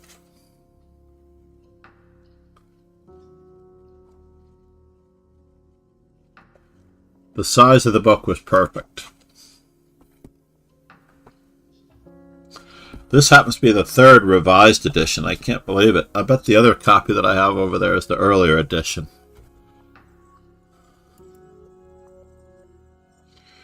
Ron Hay versus Dressless Chess.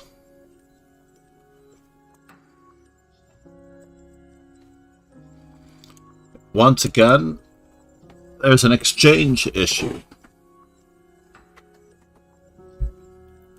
Knight takes g6, queen takes e6, check. Or knight takes e6, knight takes g6, queen takes g6, queen takes rook, no good. Geek Chess. Said. I probably mentioned before practical chess exercises 600 lessons from tactics to strategy. Practical chess exercises 600 lessons from tactics to strategy by Ray Cheng. I didn't like that one as much. I liked the idea of the book.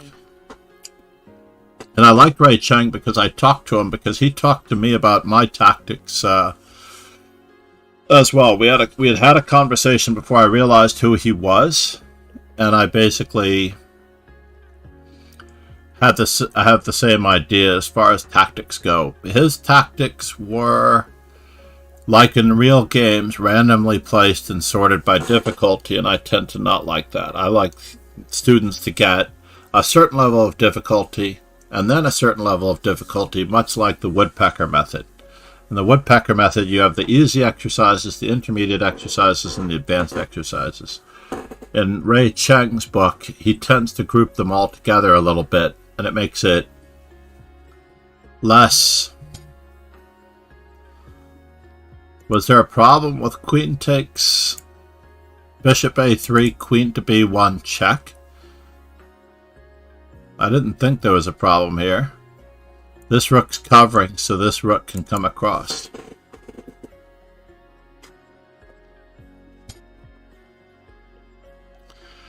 He must be sneaking in and sneaking in.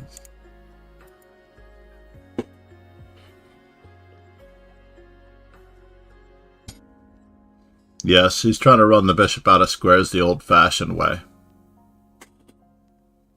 rather than giving the bishop a brand new diagonal and letting the bishop out by taking the pawn. But still, personally, I would have liked these passed pawns on the queen side.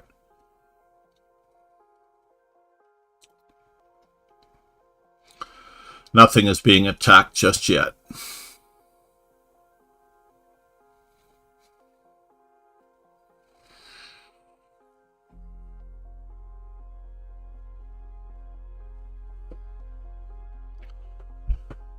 This could be a job for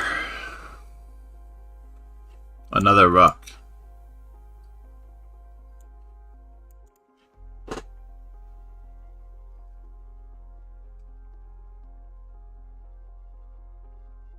Mad Geek Chess said. Mubit is useful for word.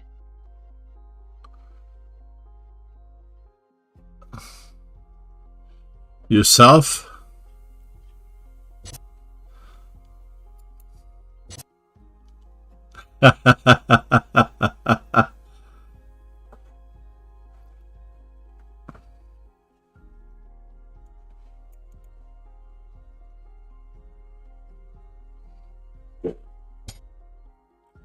Run, this rook needs to be activated, bud.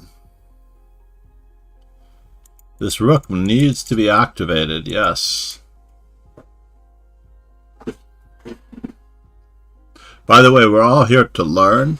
I do not feel that backseating is counterproductive to, if chess.com believes that people getting help in an online game is a problem, I do believe that in a sensei-student relationship, that a certain amount of help is welcomed.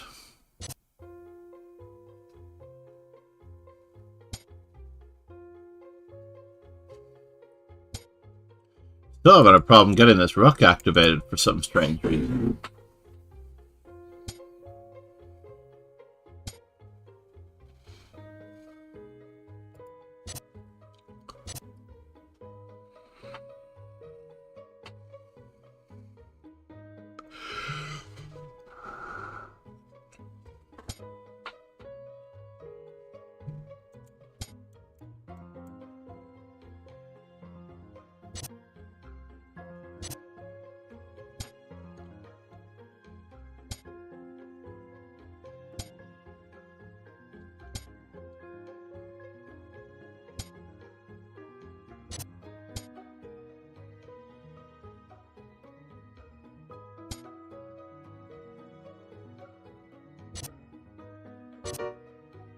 I knew that was coming.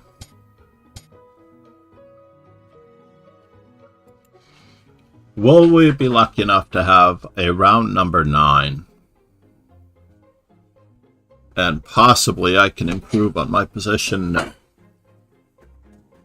was very lucky. Namaste, everyone. I was very lucky.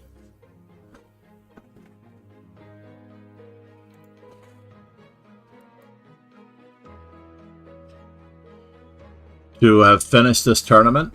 Grandmaster Arthur Bisguier, by the way, was a lovely gentleman. He lived in Monticello, New York. I miss him dearly. He was a very funny fellow. He lived through several generations of classic chess, having played many times with the young Bobby Fischer and saw Bobby Fischer firsthand becoming a world champion. It was, of course, to be expected. Ginger I love said. Fourth hurts the most cuz I am one rank below the podium. Yes, it is. It is. I got you back, sir, with my full point buy. Strategically placed full point buy. Said. I played him in Simul, I think. Yeah, no, he was a classic guy. In this particular image, Alexander Matanovich passed away, which Rogan, Joe Sloan, and I discuss in our latest French Bishop chess cast. the links which can be found here. Oops. You'll be able to... Alexander Matanovich died. He was the founder of the Chess Informant in 1966. That's really a young Arthur Bisguier, I tell you. Wow. I would almost not recognize him from this photo that we see here, which is how we knew. And here he is talking to Grandmaster Alexander Ivanov. I wish I could have gotten more stories from him. Mad Geek Chess said. Exactly, Master Chess Dojo. And obviously the other great loss to the chess community that we discussed in the latest podcast is that of Jeremy Silman's loss from a long illness within the last week to 10 days or so. In fact, it was about 10 days ago, almost exactly. Oh no, and I've been on intermission the whole time? Said. You knew Silman.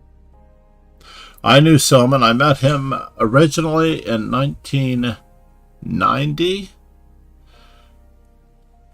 when he came to New York for the World Championship at the Hotel Maklo. And then I also interacted with him at a variety of events at the National Open chess tournaments in the early / mid 90s and after. So it was pretty cool. Yeah, I knew Silman.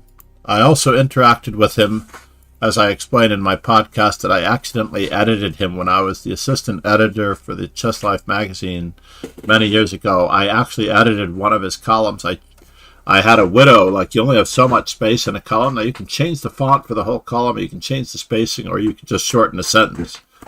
I shortened a sentence. And he called me up and he yelled at me like you would not believe. I was like, dude, we used to be cordial the other day. What are you doing, man? And of course, everyone else in the office said, that was Jeremy Silman, wasn't it? And I'm like, yes. And they're like, when you edited his article last month, I knew this call was coming the moment it would be published.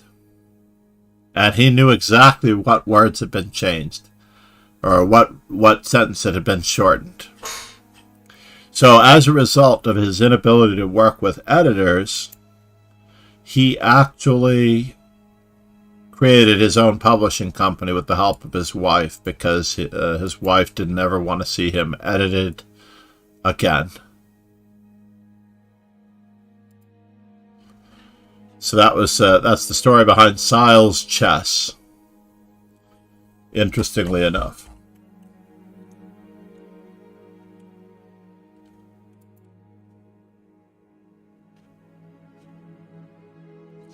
And now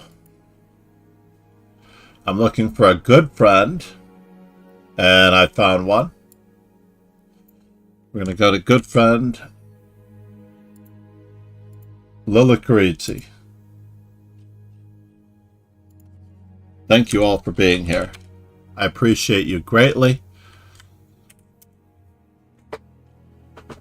Please check out the French Bishop Chesscast. Please subscribe to the YouTube. It helps the future of the channel immensely for us to keep this going. And the French Bishop Chesscast is available on the YouTube channel. As Rogan pointed out, it does at least as well, perhaps even better to a certain extent on Spotify when we do things regularly, and we will be doing things regularly from now on. Thank you so much, everybody. Cheers and ciao. Hold on, let's roll the ending credits just to see our story. Said. While writing is like a joyful release, editing is a prison where the bars are my former intentions and the abusive warden my own neuroticism. I did not necessarily like editing, that's for sure. Thanks for stream. Ladies and gentlemen, Kingslayer Sloan in attendance today. Mad Quick Chess. Thank you, gentlemen. Cheers and ciao. Darkblade, thank you for being here. I will see everyone again tomorrow morning after I give a lesson just now. I'm a little late to my lesson, so please enjoy.